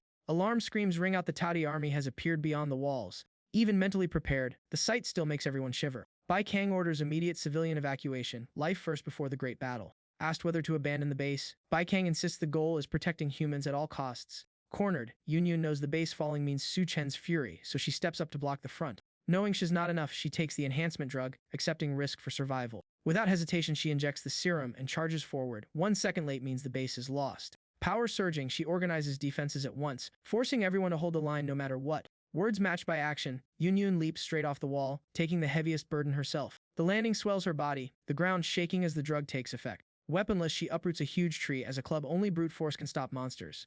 Zheng Jianshu scoffs and orders a full assault, convinced one girl can't block the Taudi army. The Taudi swarm like ants, pressure on Yun Yun multiplying instantly. She slams the tree down, shockwaves blasting away huge chunks of enemies. Seeing Hedon fails, a Taudi squad clings to her arms, trying to lock her down. One casual shake flings him off, proving the power gap has crossed the line. Bai Kang realizes that despite Yun Yun's strength, sheer numbers mean collapse without a variable. Surrounded, Yun Yun roars a provocation, forcing Taudi focus onto her instead of the base. Watching their kin crush, the Taudi waver, sensing an impossibly hard bone. San Mao urges them to go Alan, knowing failure to push Yun Yun breaks the plan.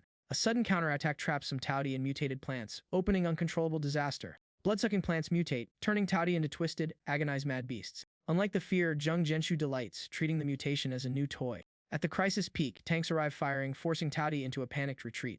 With support, Yun Yun finally exhales, knowing a moment later she'd be devoured. But a mutated Taudi still sneaks an attack, proving the battlefield isn't safe yet. Pincer pressure locks Yun Yun's arms, half a beat slower means death. A drone dives and explodes, saving her by a hair and flipping the moment. Meanwhile at the hospital, Su Chen moves brutally, signaling a coming storm. With super regeneration, Feng Banzi sneers, calling Su Chen only slightly better than trash, not yet worthy to kill him. Mocked nonstop, Su Chen's killing intent explodes. If he doesn't go Alan, he'll be crushed. Feng Banzi fires back brutally, declaring Su Chen far too weak to beat him now. In the mental realm, Xiao Mini longs for freedom, determined to drill through the ice wall. The hair drill runs at full power, layers of ice shattering as the seal nears collapse. Back in reality, Su Chen realizes the enemy is absurdly tanky and must be finished fast or dragged to death. As the ice wall is pierced, mental balance cracks dangerously. Feng Banzi laughs madly, unleashing chained heavy punches to finish Su Chen. Su Chen eats blow after blow, body stiff, clothes shredded, slipping into critical state. His soul is yanked into Xiao Min's mind space, completely severed from the battlefield. Xiao Mini rushes in happily to hug Su Chen, oblivious to the rising danger.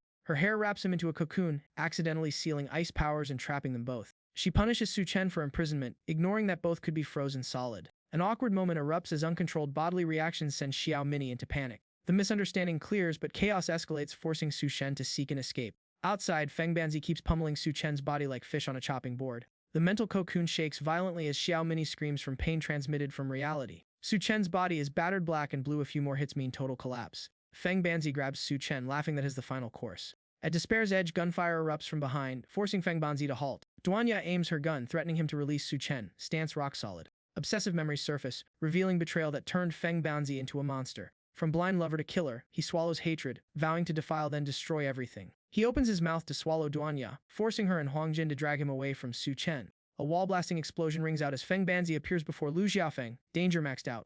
Duanya is flung airborne, unable to dodge, thinking she's about to become food. At the lethal instant, Huangjin turns into a giant cat to catch her, proving Su Chen's creature is no joke. Lu Xiaofeng tries plunder but is knocked away by Feng Banzi's tongue, power gap painfully clear. Knowing Hedon won't work, they flee as the tongue sweeps behind like a bulldozer. Feng Banzi roars in pursuit, declaring the prey is his and none will escape. Cut back to Su Chen motionless, consciousness sunk in the mind world while his body is still wrecked. After mental clashes, Su Chen exits the mind space, coldly ordering Xiao Mini to stay put. Xiao Mini scolds yet promises help, hinting Su Chen can't dodge responsibility after that incident. At Divine Light Base, soldiers and tanks launch full counterattack, infantry overwhelming Taodi. Bai Kang directs drone bombardment as Yun Yun uproots poles to sweep, turning the field into a meat grinder. Two focus fighting, Yun Yun misses a flung tank hurtling straight at her. A massive explosion buries Bai Kang in rubble, fate unknown, shaking the situation. Seeing a comrade fall, Yun Yun screams in terror, mental pressure spiking. Defense lines collapse, tanks overturn, soldiers retreat in panic under Taodi pressure. The worsening tide ignites Yun Yun's killing intent. She refuses to let the Taodi smash the base. As slaughter looms, a gigantic foot suddenly stomps down from above. Yun Yun crushes enemies in an instant, absolute violence halting the invasion wave. Zheng Jianshu charges madly to counterattack, swearing to teach Yun Yun a lesson personally. A direct punch sends Yun Yun flying as Bai Kang crawls from rubble to witness the crisis. Killing intent erupts. Yun Yun rises into a giant form, vowing to guard the base until Su Chen returns. From above, she coldly pronounces death, treating Taodi like disposable insects. A colossal punch slams down, forcing Zheng Jianshu to brace in despair. Crushing pressure smothers resistance as Zheng Jianshu is smashed into the ground, utterly defeated. Red killing aura flares as Lao Gao panics, realizing Yun Yun has lost control. Knowing only Su Chen can fix this, he orders a search for him at any cost. As Yuan Yi retreats, Su Chen moves at once one step late and both sides risk annihilation. Su Chen appears amid the ruined hospital, rebooting his body and noting the area is basically wiped clean. Has shocked to find Xiao Mini following into reality, an unexpected twist that puts him on guard. Though Xiao Mini points out the enemy's trail, Su Chen coldly refuses, unwilling to be distracted. Unwilling to be ignored, Xiao Mini slings an arm over him, using ability hair to shove him into chaos. She drags him flying between buildings, accelerating the chase and leaving Su Chen both helpless and dragged along.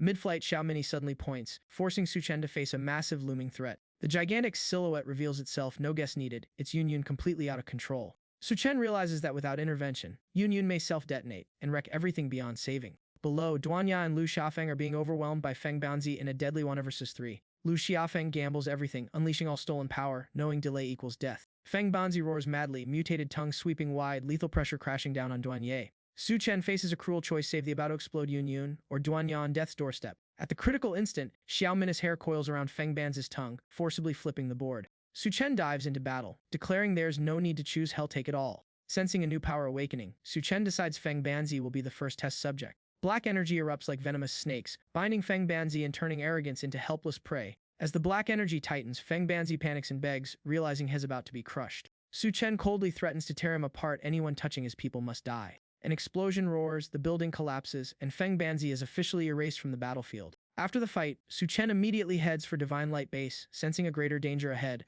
Elsewhere, the city girl's sister exhausts herself searching for Su Chen, danger instincts suddenly flaring. Though he hears the call, Su Chen doesn't stop. His mind is locked on protecting the base. Facing Xiao Min's doubts, Su Chen states he won't abandon what he risked his life to build. Space Step activates as Su Chen surges forward, knowing only speed can stop the disaster. With no retreat in mind, Su Chen reinforces his body, accelerating like burning coals despite Xiao Min's warnings. He pushes the limit, chaining space steps to slash travel time back to Divine Light Base. At the base, Yun Yun is fully berserk, her colossal body smashing everything as people flee in panic. Perverted Taudi swarm over Yun Yun, treating chaos as a chance to indulge sick desires. Yun Yun lifts an entire building and hurls it down, accidentally turning Taudi into live targets. The terrifying throw shakes the whole battlefield, casualties spreading as no one dares joke anymore. It's clear Yun Yun has lost all consciousness. Without stopping her, the base will be annihilated. A streak of blue light tears the sky as Su Chen descends onto the Divine Light battlefield. Seeing Yun Yun near critical overload, Su Chen must fight while trying to wake her. Yun Yun attacks instantly, blind strength nearly crushing even Su Chen.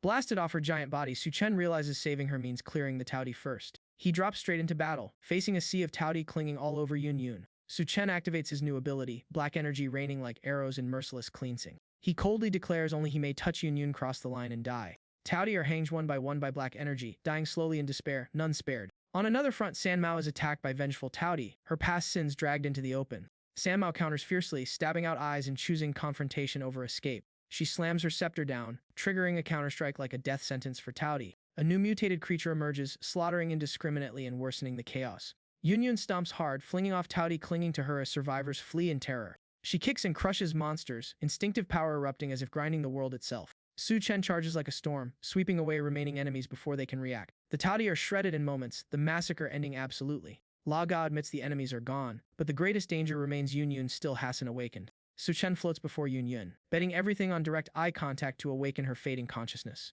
Driven by wild instinct, Yun Yun brings her hands together, trying to crush Su Chen in a lethal embrace. Killing aura erupts as Yun Yun strikes full force at Su Chen's head, reason completely gone.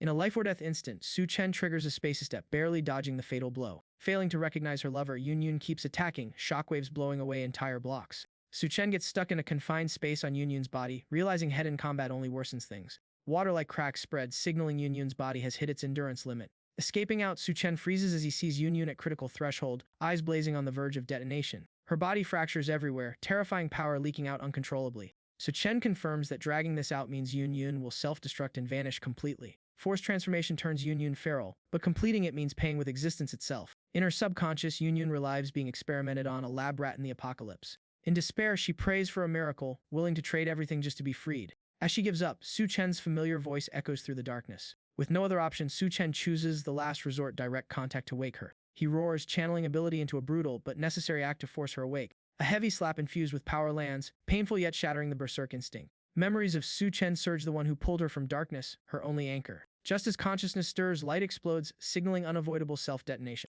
After the blast, the site is empty, Su Chen and Yun Yun gone, leaving everyone stunned. In the sky, Su Chen appears clutching a badly injured Yun Yun, proving both survived. Duanya arrives in time, taking charge to bring Yun Yun back for treatment. At the base, Su Chen follows instructions, placing Yun Yun into a special healing tank. Realizing normal meds fail, Su Chen deduces the wounds only respond to abilities. He leans down and kisses the crack on Yun Yun's forehead, gambling on a final cure. The wound vanishes instantly, proving Su Chen's ability is the key to saving her. Duanya steps out to handle things, knowing Su Chen is healing. Xiaofeng cluelessly asks for extra help, piling pressure on her. Xiaofeng produces a strange stone from the ruins, claiming it's a glowing core, opening bigger trouble. The core is massive, only Su Chen can endure it, meaning power surge with uncontrollable backlash. Duanya worries, knowing the more cores Su Chen absorbs, the rougher he gets, with no one left to share the burden. She kicks Xiaofeng out and keeps Bai Kang inside, choosing to risk handling the curse herself. Leaning on the door, Duanya calculates, forced to accept that Su Chen can't bear this power alone. She bluntly asks Bai Kang if she likes Su Chen, forcing her to face the truth. The question hits home. Bai Kang's flustered reaction confirms Duanya's suspicion.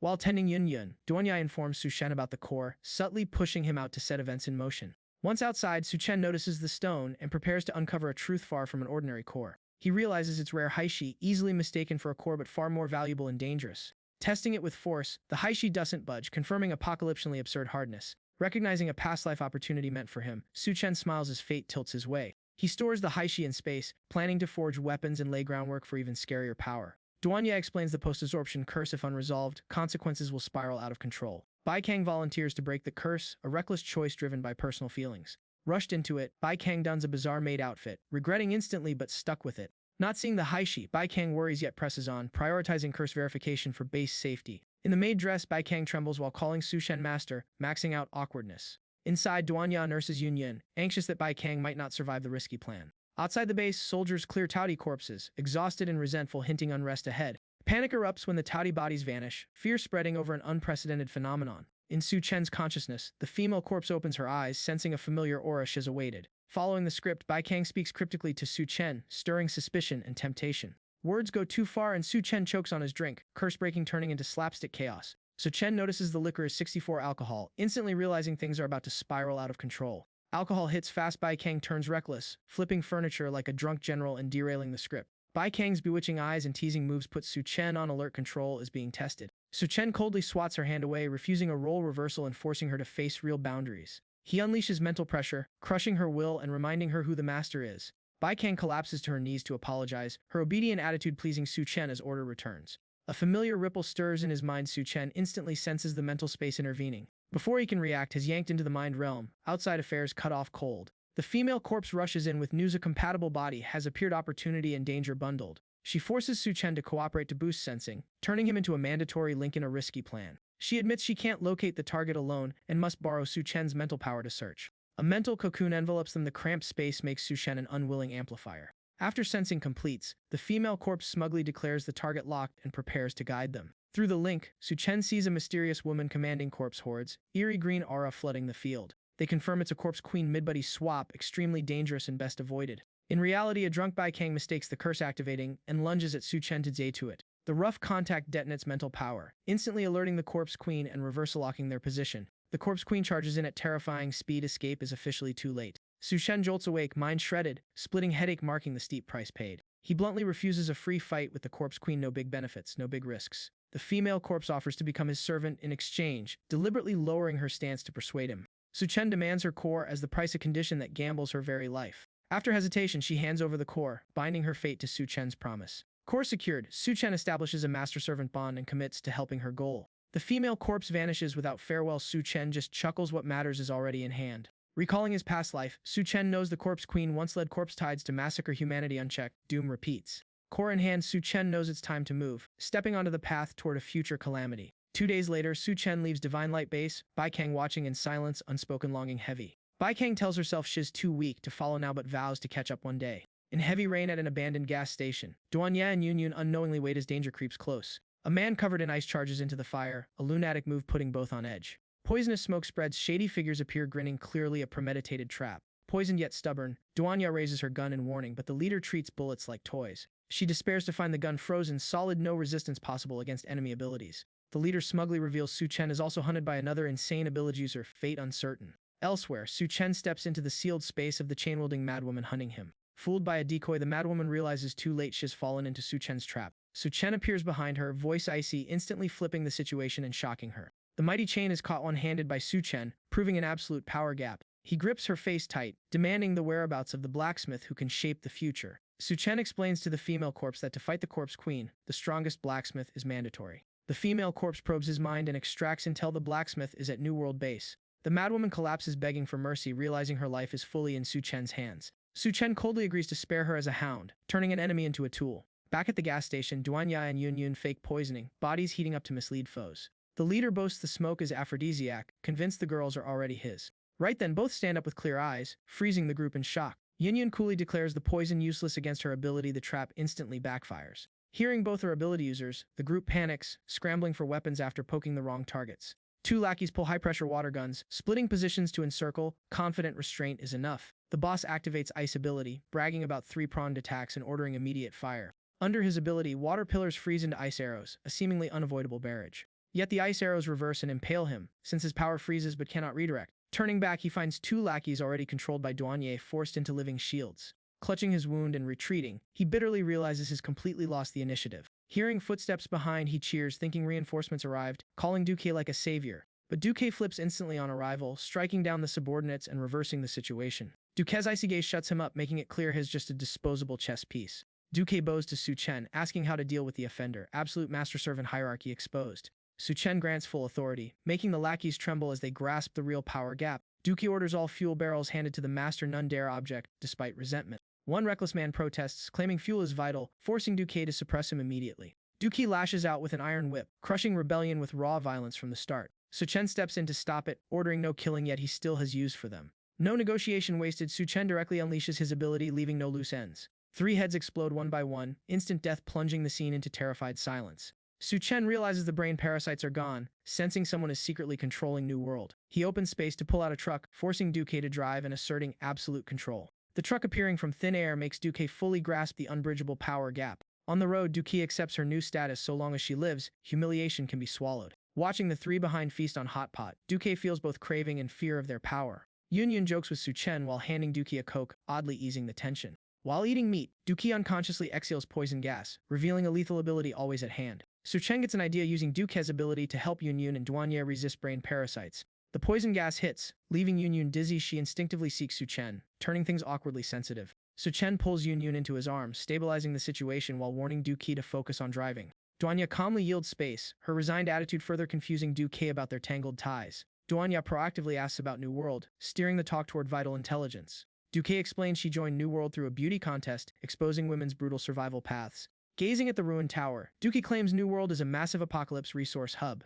She says New World is a lighthouse in the wasteland, but harsh rules eliminate countless people. Su Chen decides to approach the gate directly, choosing action over passive waiting. An old man declares entry requires an ID card, obtainable only by passing a trial. Hearing slots are limited, the crowd erupts into chaos, everyone fearing exclusion from survival. Duque admits she can't intervene, forcing Su Chen to enter the trial himself. Su Chen opts for a low-key approach, having Duque lead the girls another way to cut risk. The commander calls Su Chen straight into the last team, denying any chance to dodge the trial. The trial is announced hunt mutant spiders 5 corpses or 1 proof before nightfall. Su Chen refuses to team up, choosing solo action straight into the deadliest spider nest. Deep in the forest, Su Chen provokes mutant spiders, deliberately luring the whole swarm. The spiders pour out like a breached hive, target confirmed. Su Chen vanishes in a blink, opening the hunt with overwhelming speed. With one move, he crushes a spider's head, showing power far beyond trial standards. A giant spider elite appears behind him, signaling the real danger has begun. Elsewhere, women are auctioned off for instant noodles, exposing New World's cruelty. Duque states bluntly, fail the beauty ranks, and you become a tool for men. She explains New World forces women to survive via looks or bloody arenas. A brutish Sidlord guard appears, demanding the 2 girls, instantly sparking new danger. The guard leers, claiming he'll sample them first, serve well, and earn ID cards. He ignores all protests, ordering Duque to poison them, treating trampling others as his privilege. Cornered, Duque opens the door and exhales thin poison gas, turning the room into an invisible trap. The poison kicked in, and Duanya and Yun burned up, reactions going wildly off-script. They endured while demanding answers, baffled by a betrayal at the most dangerous moment. Outside, 2 men clink glasses with sleazy grins, sure their prey was bagged. They patiently waited for the toxin to finish marinating, eager for their fun. The door burst open, the stage set for their filthy little play. Seeing the girls' faces, the ringleader assumed success and grew smug. He picked Duanya first, treating her like a rare collectible for his lust. The pair gloated, crediting Duji and planning a reward after the deed. Reality flipped. Duanya, Yun, and Duji appeared behind them, fully lucid. Duanya coolly judged them weaker than expected, absurdly easy to trap in illusions. Yun still felt residual poison and blamed Duji for the scare. Duji hurriedly explained it was Su Chen's order to build deep brain resistance. Duanya agreed the poison was necessary, but warned Yun couldn't endure it long. Yun decided fast grab the ID cards and end this mess. Duanya coldly chose to leave the 2 men to rot in their own hallucinations. Unable to watch, Duji fled outside, abandoning the pair in madness. Scene shifts to the mountains, another group lost and still hunting the Spider King core. They were stunned to find spider corpses everywhere. Someone had already cleaned house. All spiders were headless. The underlings knew a master had passed through bad news. Su Chen dominated the swarm alone, dodging like a dance and crushing them. The gigantic Spider King appeared, but to Su Chen, even mid-upgrade, it was just prey. Observers hid afar, cackling and expecting the reckless guy to die horribly. Su Ting tore off sticky webbing, eyes going cold, done wasting time. The brutal pull panicked the Spider King. It sensed power far beyond expectations. Su Chen leapt and punched, smashing the Spider King's head in an instant. The youths went pale, realizing he was a humanoid monster. Greed for the core flared. Underlings drew weapons, hoping to steal amid chaos. Twist, one underling held a blade to the boss neck, exposing long-brewing betrayal. Meanwhile, Su Chen inspected the core, unaware a deadly trap was closing. The boss activated Shapeswap Teleport, convinced it was his ace to kill. Space Warp twin blades at Su Chen's neck, iron chains locking his abdomen. The boss grinned with the core, thinking the perfect plan had won. Su Chen stayed calm, recognizing the rare power and practice trap serial killers, clearly. He countered coldly, even veteran hunters get reverse hunted. Fear struck, the boss screamed to kill, refusing to lose control. Blades struck and shattered. Su Chen's body was steel wall tough. Watching metal crumble, the underlings panicked, doubting they'd poked a forbidden being. Cold sweat poured. The boss knew this flesh meant tier 2 Esper or mutant beast. Chains exploded. The boss yelled retreat, knowing the final trap had failed. They fled in chaos, all bravado gone, praying to escape the Reaper behind. Su Chen snapped the chains and smiled darkly. The real hunt had just begun. Killing intent erupted, choking the air and herding them into dead ends. The boss kept running, spine freezing as death closed in. Su Chen's punch whistled past his face. One hit meant certain death. At the brink, the boss gambled, triggering Shapeswap Teleport to escape. A substitute underling appeared, clueless and paid with his life. Su Chen withdrew his hand from the chest, knowing the power needs a sacrifice, and the chase wasn't over. His eyes flared, mental power swept the forest to block terrain tricks. He locked onto 4 fleeing figures, confirming the boss was still in range. The boss gasped in exhaustion yet dared not stop. Slowing meant instant death. Su Chen charged like a savage beast, locking one direction to herd them into a dead end. Still hunted, the boss panicked, realizing the speed and tracking were absurdly unfair. In despair, he triggered Shape Swap Teleport again, trading underling lives for his own. An underling was yanked in as a substitute, sacrificed to the boss' cowardice. Though escaping again, the boss was nearly spent, knowing the power could save him forever. Su Chen activated night vision, refusing to let seasoned prey slip away. Thinking he was safe, the boss unknowingly ran straight towards Su Chen. Before he could gloat, danger screamed, too late to turn back. Asked how he tracked him, Su Chen only sneered, killing intent-shattering minds. The boss went ghost pale, realizing he'd walked into the Reaper's net. Before a chant, a light punch sent him off, greed sealing his fate. Su Chen dusted his hands for him. This death was even overdue. Scene cuts elsewhere. Huang Jin appears, opening a brand new arc. Dozens of hostile-lead girls stood ahead, bad vibes guaranteed. An arrogant girl blocked the way, conflict igniting without reason. Lin Mei arrived with star-level swagger, aiming to dominate from the start. She sneered that no one qualified as her rival, lighting the fuse. Duanya fired back with icy sarcasm, turning the meet into open war. Lin Mei struck like lightning, choosing violence to assert dominance. Duanya calmly dodged, proving she wasn't bully fodder anymore. Old besties clashed hard, buried grudges exploding with no retreat. Verbal sparring unearthed fame and profit feuds, exposing both faces. Lin Mei bragged fame, Duanya mocked her fading looks, ego-critical hit. Public showdown declared, Duanya stood firm to settle it on this stage. The host announced the beauty contest's official start, dragging conflict into the open. Learning the winner meets the City Lord stunned, the hall, stakes skyrocketed. Duanya saw her chance to meet the City Lord and vowed Lin Mei wouldn't win. For her goals and to save Yun Yun, Duanya committed to the crown. Lin Mei revealed her scheme, MC and judges were bought. Judges appeared fair on the surface, but the scales were rigged. Their jokes reeked of backstage filth. This wasn't a clean game. The host hyped the crowd, selling a rag storage's fantasy. 3 from Su Chen's side took the stage, chasing bigger goals than a title. Lin Mei's lackeys drew weapons, glamour peeling into violence. Yun Yun stepped up, refusing to let goons wreck the plan. She activated her ability, body enlarging as killing intent flared. One terrifying punch sent an enemy flying, total domination. Lin Mei performed next, showered with cheers from Star Halo. But when Duanya was called, Lin Mei's face flipped in shock. Duanya appeared angelic and dazzling, beauty outright crushing her rival. What fell from above wasn't fireworks, it was blood and lackey corpses. Judges feigned awe at fierce competition while quietly cleaning up. Cornered, Lin Mei snapped, screaming and counterattacking at all costs. She stripped before the crowd, weaponizing desire to sway scores. Duanya scoffed and walked away, seeing only desperate madness. On high-level orders, Lin Mei was declared winner, systemic rot exposed. She rejoiced at reaching the upper floors, blind to the price ahead. The White Arabic girl led her with cryptic words. Lin Mei froze. Duanya accepted the cruel truth. Entering the inner hall, fake solemnity filled the air. This wasn't a simple test. City Lord Shang Ming appeared unnaturally youthful, lamenting youth's value, morality sold to steal time. Shang Ming ogled Lin Mei like a deep-sea monster, exposing her as a living test subject. He forced her to be grateful for mutation being used was mercy in his eyes. A maid brought in a child, a tiny detail revealing a hunt aimed at fragile lives. Shang Ming smiled cruelly at the boy. Gratitude meant nothing, he wanted vitality. The trembling child thanked his caretaker, unknowingly chaining himself to an Agilist gene hunter. The ability activated, the boy's life drained away, proving protection was a trap. Lin Mei screamed in panic, her helpless cries sharpening the tragedy. Shang Ming whispered gleefully about children's Agilist genes, plotting life extension by sacrifice.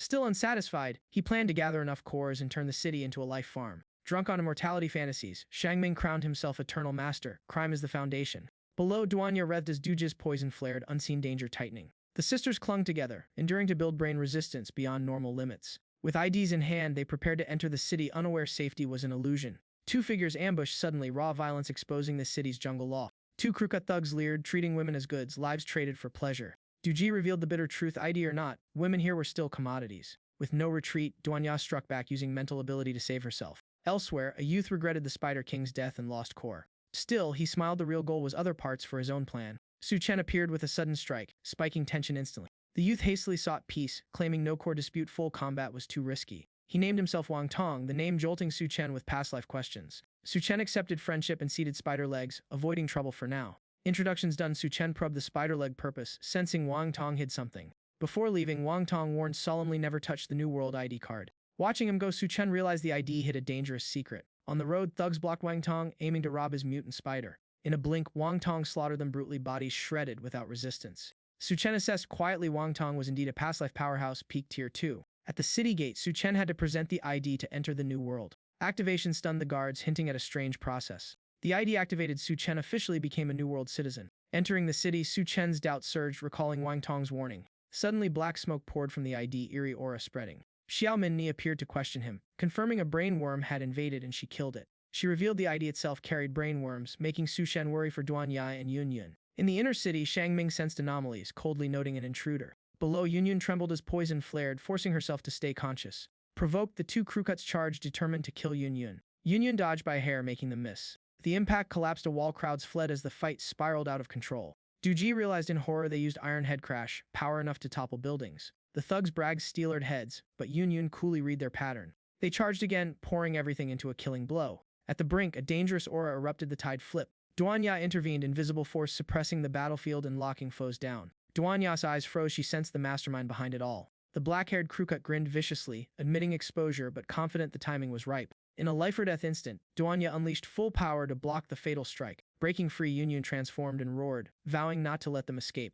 Duan Ya flipped the table, admitting Shedlong hijacked the rusty steel shields, turning the crowd into puppets. The senior brother went berserk and charged, his reason gone with his captured brother. Yun Yun struck brutally, smashing the brothers' heads together to end it in the ugliest way. The two crew cuts were cleanly dealt with, the immediate threat removed. Yun Yun tossed their bodies aside and coldly called Mu Yin-shou out to die. The tide flipped as invisible force bound Yun Yun, forcibly sealing her abilities. Yun Yun panicked at total suppression, forcing Du Ji to jump in to save her. Invisible blows rained down, the sisters were locked tight as control slipped fast. Duan Ya screamed, then snapped, alert something far worse was coming. She decisively sacrificed the meat shields, ejecting the rusties to cut the risk. Mu Yin-shou sneered, praising Duan Ya's ruthlessness and dropping all contempt. Yun Yun and Du Ji were bound head to toe, pressure tightening as they could only plead. Duan Ya detached her gunwings, choosing close combat to break the stalemate. She declared coldly this much weaponry was more than enough for Mu Yin-xiao. Scene shifts to the New World Gate, opening a totally different action line. Wang Tong and Xiao Minni entered the ruined inner city, citizens like walking corpses.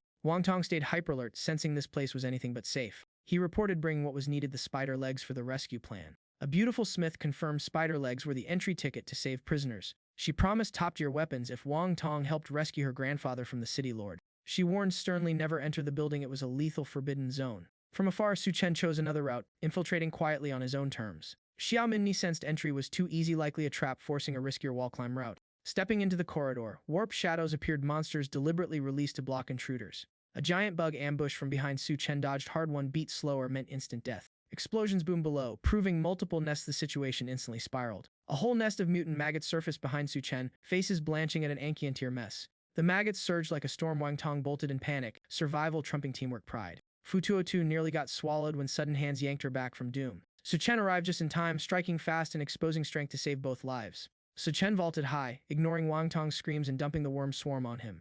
Wang Tong went feral, punching like a cornered beast, smashing maggots to escape. Safe for now, Fu Tuotu questioned Su Chen's identity. His approach clearly had motives. Su Chen took her to the rooftop and laid out a blunt trade. Tu Tuo had no choice but agree. An old man holding photos appeared, willing to suffer if his granddaughter stayed safe. Truth revealed. A massive blast hit Su Chen, hoisted Tu Tuo and charged into smoke. Delay meant the old man's death. Grandpa scolded, but Tu Tuo stayed stubborn, believing the right smith meant hope remained. Tu Tuo laid it bare the grandpa himself was the top-tier smith, ultimate weapons required saving him. Su Chen moved to the ankle shackles, break these and the whole game flips. He tried brute force and failed, the material far exceeded normal standards. Old Fu admitted he forged the chains himself, absurd hardness. Why the city lord dared imprison him? Su Chen instantly thought bigger, forge weapons from this material and power would shatter limits. He produced a colossal core radiating alien aura clearly beyond standard tiers. Su Chen asked straight, could it sever the chains? Success meant all plans unlocked. Old Fu said it required a massive bellows, normally 10 men, now they'd rely on Su Chen. Su Chen agreed without hesitation, flexing muscle. This was the key forging step. The core began emitting terrifying heat, signaling a dangerous forge start, no turning back. Old Fu shouted to hurry, the core hit tolerance limits, any delay meant total meltdown. Grandfather and granddaughter pushed the core into the furnace, gambling everything, no second try. Heat exploded brutally, 202 nearly collapsed, but Old Fu knew this was only the beginning. At the critical moment, the city lord arrived with his female secretary, clearly having watched everything. The city lord threatened openly, revealing himself as the building's owner, making Old Fu panic at being exposed. 202 furiously confronted him because he was the one who imprisoned her grandfather and caused all this. The female secretary struck ruthlessly, blasting 202 away, proving she was no ordinary assistant. A blade pressed to 202's neck, the secretary oozed killing intent, eager to use blood to impress. At death's edge, Old Fu begged in despair, while 202 closed her eyes, waiting for the end. A terrifying punch smashed into the secretary's face, shattering the razor-thin stalemate. Wang Tong appeared to save them, crushing the secretary head in, and proving his strength was no joke.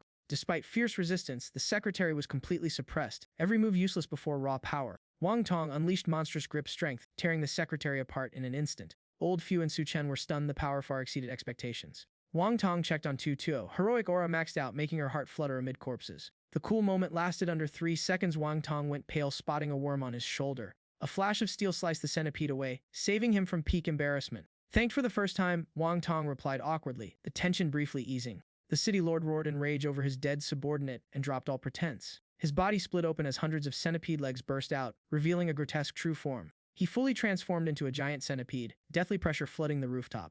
Tens of thousands of centipedes hidden in the building surged up like a tsunami, sealing all exits. Duanya clenched her fists, forced into a life-or-death fight. This foe was no longer human. She was struck by a heavy invisible blow, power rivaling one of Su Chen's punches. Duanya was pinned in the encirclement, the situation soaring as death closed in by the second. After the brutal hit, blood seeped from her lips, but she stayed standing. Falling wasn't an option. Mu Yinxiao mocked her, confident the invisible attacks were absolute and inescapable. Yet every invisible strike missed, Duanya dodging death as if guided by a sixth sense. She leapt free from the three-shadow trap, breaking the encirclement before they could react. Mu Yinxiao froze. She shouldn't sense them, yet she avoided everything. He realized too late Duanya had smeared blood on her feet to expose invisible positions. Seizing the opening, Duanya fired a clean kick straight to his face. The heavy kick sent Mu Yinxiao flying, teeth shattered, dominance utterly crushed. Suddenly, a massive explosion thundered from the building. Worst disaster incoming. A horde of giant centipedes poured down like a tidal wave, turning the battlefield into a bug nest. The crowd fled in panic, screams echoing as insects slaughtered indiscriminately. Mu Yinxiao laughed madly, declaring the insect tide unleashed, everyone would die with him. Duanya stomped him coldly, cutting him off and stopping further mind games. Shadows attacked again from behind, forcing Duanya to fight while shielding allies. A penalty kick-level blow launched Mu Yinxiao clean off the battlefield. The 3 shadows fell one by one. The controller had lost all authority. A strange controller dropped from his body, revealing the true source of the manipulation. Duanya instantly understood and used it to seize control of mutated plush beasts. She turned them into servants and shields, wielding the power with sharp irony. No time to breathe, another centipede swarm charged, threatening the 2 girls behind her. The plush beast stepped up instantly, blocking the first wave without hesitation. A stone wall rose, giving the 3 sisters brief safety amid the insect sea. Duanya calmly ordered everyone to stay still. One wrong move and the line would collapse. Elsewhere, Wang Tong rushed to shield Su Tu, taking a lethal blow head-on. Wang Tong collapsed motionless. Tu clutched him as fear of loss struck hard. Seeing the monster's danger, he warned them to retreat. Fighting now meant pointless death. The monster erupted from the ground, spiked legs encircling them, laughing savagely as escape vanished. Hope shattered. Wang Tong panicked. Tu trembled, knowing one slow beat meant instant death. At peak despair, a familiar figure yanked them out, flipping a dead end into hope. Su Chen calmed Su Tu. Only if she retreated coolly could he go all out. He took the giant bug head-on, ordering allies to help Old Fu to prevent wider losses. Old Fu emerged in firelight, forced by urgency to forge the black stone on the spot. Flames raged, yet the black stone wouldn't melt, material absurdly beyond estimates and deadly. To refine it, Old Fu demanded a heavy, irreversible price from Su Chen. The condition: escort his granddaughter to Freedom City, trading future and duty alike. Su Chen nodded instantly. Freedom City was too big a chance to hesitate, real or not. He shelved the thought first, seized the blade, everything else later. Power erupted as Su Chen hovered in red light, intent on ending the bug to clear escape. Provoked, the monster roared and charged, trusting its armor to crush him. A full power punch did nothing. Su Chen realized Old Fu's armor was absurdly tough. The fight escalated, the building collapsing, no retreats, no safe options left. Outside, Wang Tong and Su Tu panicked, rushing to unchain Grandpa before collapse. They found Old Fu missing a leg, blood still warm. Fear and doubt spiked. Facing her rage, Old Fu barked her down. It was his chosen sacrifice. He explained top-tier materials need a smith's flesh and blood. The price was mandatory. Old Fu accepted. Losing a leg, supreme forging mattered more than life itself. Knowing the place wouldn't hold, he demanded help for the final step or all was wasted. Elsewhere, a black cat appeared silently, signaling a hidden plot in motion. Girls in test tubes mutated as abominations burst out. The ritual had gone off the rails. The black stone could forge only one weapon. Wang Tong regretted it. Old Fu called it the limit. Wang Tong returned to assist forging, forcing Old Fu to rest. Timing now meant life or death. Su Tu gritted teeth and swung nonstop. Falter now and bugs would devour all. The monster bragged its armor was meant for stronger foes. Su Chen wasn't worthy yet. Su Chen calmly pressed on, needing confirmation of a bigger threat behind it. The monster cackled, revealing backup plans meant to seal Su Chen's death. In the lab, the cat sensed living beings in tubes, mutation imminent. Toxic breeds shattered the glass, chaos exploding instantly. The cat fled in panic, dragging swarms along and turning escape routes lethal. Su Tu tried to chase it off, realizing it was luring disaster to them. Space-buckled toxic fog spread, trapping the group with no exit. Surrounded by bugs, they realized the cat had lit the fuse. Su Chen slipped in combat and got countered, forced into pure survival. A colossal foot slammed down, disaster tier far beyond forecasts. Yun arrived, hauling allies away. One beat slower meant instant paste. Toxic spawn drilled into Yun's arm, pain igniting the survival war. Duanya was forced to activate her power. Only living beings were affected, their sole chance.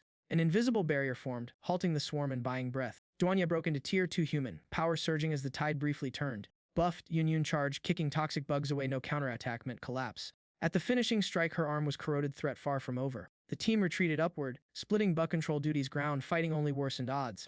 Duji pushed her ability to the limit, purging bugs to hold the last line. Yunyun panicked seeing Su Chen suppressed, fighting at full tilt with defeat looming. The city lord sprouted extra fangs and claws, striking to shatter Su Chen's defense. Su Chen was pierced, blood-spraying battle teetered on Norturn brink. Before recovery, Yunyun's arm was seized by a spawn, total restraint snapping shut. The city lord sensed the opening and lunged, aiming to wipe Su Chen's team in one blow. In the death instant, Su Chen burst the beauty ability, tentacles spearing the ground to stop the killing strike. Escaping danger, Yunyun instantly ordered a counterattack. Hesitation meant suicide. She stomped the bug spawn, spun midair, and forcibly yanked the tilted battlefield back. The Slaughter City Lord roared in rage, realizing the beauty ability shattered his dominance. Su Chen rose from the rubble, blood-soaked yet icy-eyed, refusing to retreat. The Slaughter King howled and transformed, power skyrocketing as he went Allen.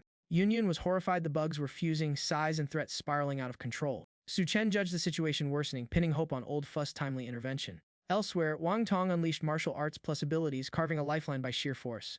Old Fu erupted at full throttle, blood and ki exploding like a beast still the battlefield's pillar. Each hammer swing whipped hurricanes, sweeping insects and briefly halting the spread. From the rooftop, terrifying power detonated, directly purging the mutant swarm. The Slaughter City Lord panicked, instantly retargeting Old Fu to cut the threat at its root. Yunyun went giant, risking everything to grapple the Slaughter City Lord head-on. Power disparity shattered, the mental shield Duanya collapsed, utterly drained. Pushed into the monster's maw, Yunyun could only cry to Su Chen in that life-or-death instant. Su Chen rushed in without hesitation, calming her and yanking her from death's jaws. Using the fall's momentum, he threw a ruinous punch, denting the Slaughter City Lord's skull. Daring target his beloved, Su Chen unleashed fury, beating the enemy to ruin. He blinked to catch the falling Duanya, shielding her amid chaos. Just as victory seemed certain, a giant mouth from the monster's tail swallowed Su Chen and Duanya whole. Yunyun froze in horror as both were devoured. Hope flipped to despair. The Slaughter City Lord laughed madly, flaunting the tail mouth and promising instant digestion. Hearing noise from the building, he assumed the old man's last struggle, everything already over. He lashed his tail, collapsing the building, trusting brute force to crush all resistance. From the rubble, a teleporting figure burst out, forcing him to admit underestimation. Huang Jin appeared as a majestic divine beast, yet made the contrast, baiting enemy carelessness. The Slaughter City Lord sneered, treating Huang Jin as food. Fatal arrogance sealed his mistake. A lightning counter pierced his body, catching him for the first time in a flipped battle. Su Chen rode Huang Jin to coordinate strikes, shifting the fight into calculated suppression. To test limits, Su Chen swung his blade, aura exploding like a war god, panicking the foe. One slash split the Slaughter City Lord in two. Body detonating, battle seemingly ended. But he scattered into flies and fled, revealing a rebirth trump card, revenge still burning. Cutting off escape, Yunyun went giant with blazing red eyes, no more escapes allowed. Thinking height meant safety, the Slaughter City Lord met a colossal hand from the clouds. Yunyun's godlike blow shattered the ground, overwhelming force crushing the enemy. The Slaughter City Lord was flattened miserably. Yunyun cursed him down to the dirt. Exhausted, Yunyun shrank back and collapsed into Duanya's arms, her body spent. Su Chen stopped Huang Jin from eating the corpse too, disgusting, and the fight might not be over. As they caught their breath, snow suddenly fell, silent omen of new disaster. Black clouds smothered the sky, oppressive pressure warning this threat was no joke.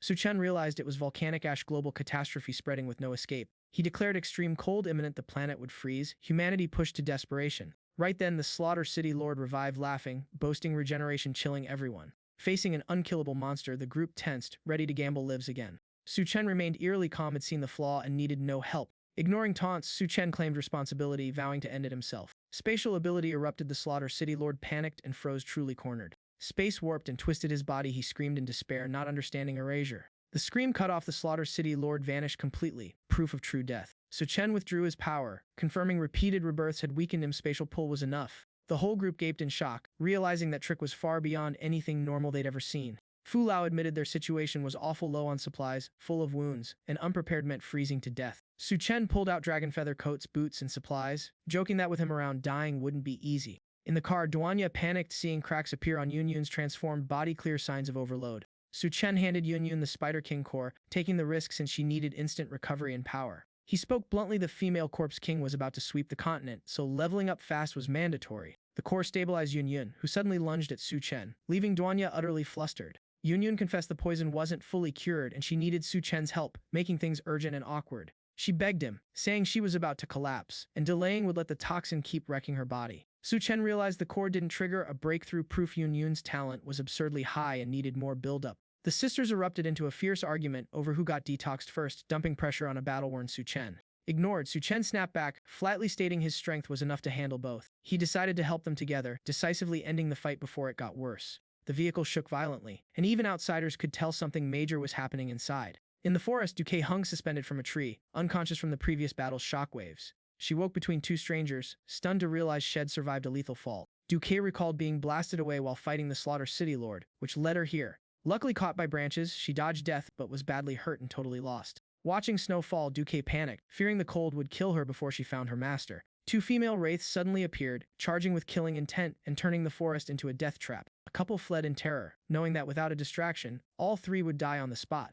A rope lashed around Duque and yanked her airborne, making her realize she was still in danger. Duque ran while screaming for help, wounded yet forced to drive others away as the wraiths chased her. In despair, she spotted her master's familiar vehicle and knew it was her only chance to live. Duque dove into the car hoping Su Chen would save her, but instead made the situation painfully awkward. The scene inside was too intense. Su Chen was fiercely detoxing Duanya and Yunyan, freezing Duque in place. Sensing danger, Duque chose to block two refugees, refusing to let anyone interrupt her master. She coldly threatened them, ready to risk her life to buy time despite her weakness. The ground trembled violently, and before Duque understood why, her danger sense exploded. A woman riding a gigantic mammoth charged in, crushing morale with overwhelming presence. The mammoth swung brutally, blowing everyone away and exposing an impossible power gap. Cornered, Duque yanked open the car door and screamed a warning, forcing Su Chen to notice the threat. Su Chen leaked icy killing intent at the interruption, terrifying Duque even more. After confirming it was truly a mammoth, the group knew this was no ordinary creature.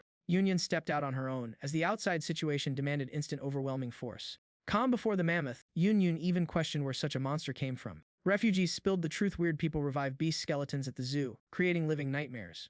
Dead animals were reanimated to hunt humans, forcing everyone into desperate flight. The mammoth charged to trample Yun, but she didn't dodge, choosing to unleash real power. Yun grew gigantic, pressure skyrocketing and freezing the mammoth in place. She casually grabbed the whole group, planning to capture them for research, treating the mammoth like a toy. Yun spun the trunk like plastic, the sheer power gap making onlookers shiver. Su Chen stepped out and coldly concluded it was a corpse beast soldier, the female corpse king's trump card. A young man recognized Su Chen, confirming he was no ordinary survivor in the apocalypse. Turns out he was Su Chen's old classmate Jiang Ming, an awkward past crashing into mortal danger. Yun spun too hard and snapped the trunk off, proving the monster had no resistance left. The mammoth's body was tossed back, ending the threat cleanly and scaring everyone with fear. The group panicked as the mammoth charged, all convinced they were doomed by the power gap. Duanya erupted with her ability, one clean strike shattering the mammoth and ending the danger instantly. Her concise yet terrifying strength left Jiang Ming and his companions stunned, forced to rethink their place. Jiang Ming burned with jealousy, convinced Su Chen survived on luck and beauty buffs, secretly plotting replacement.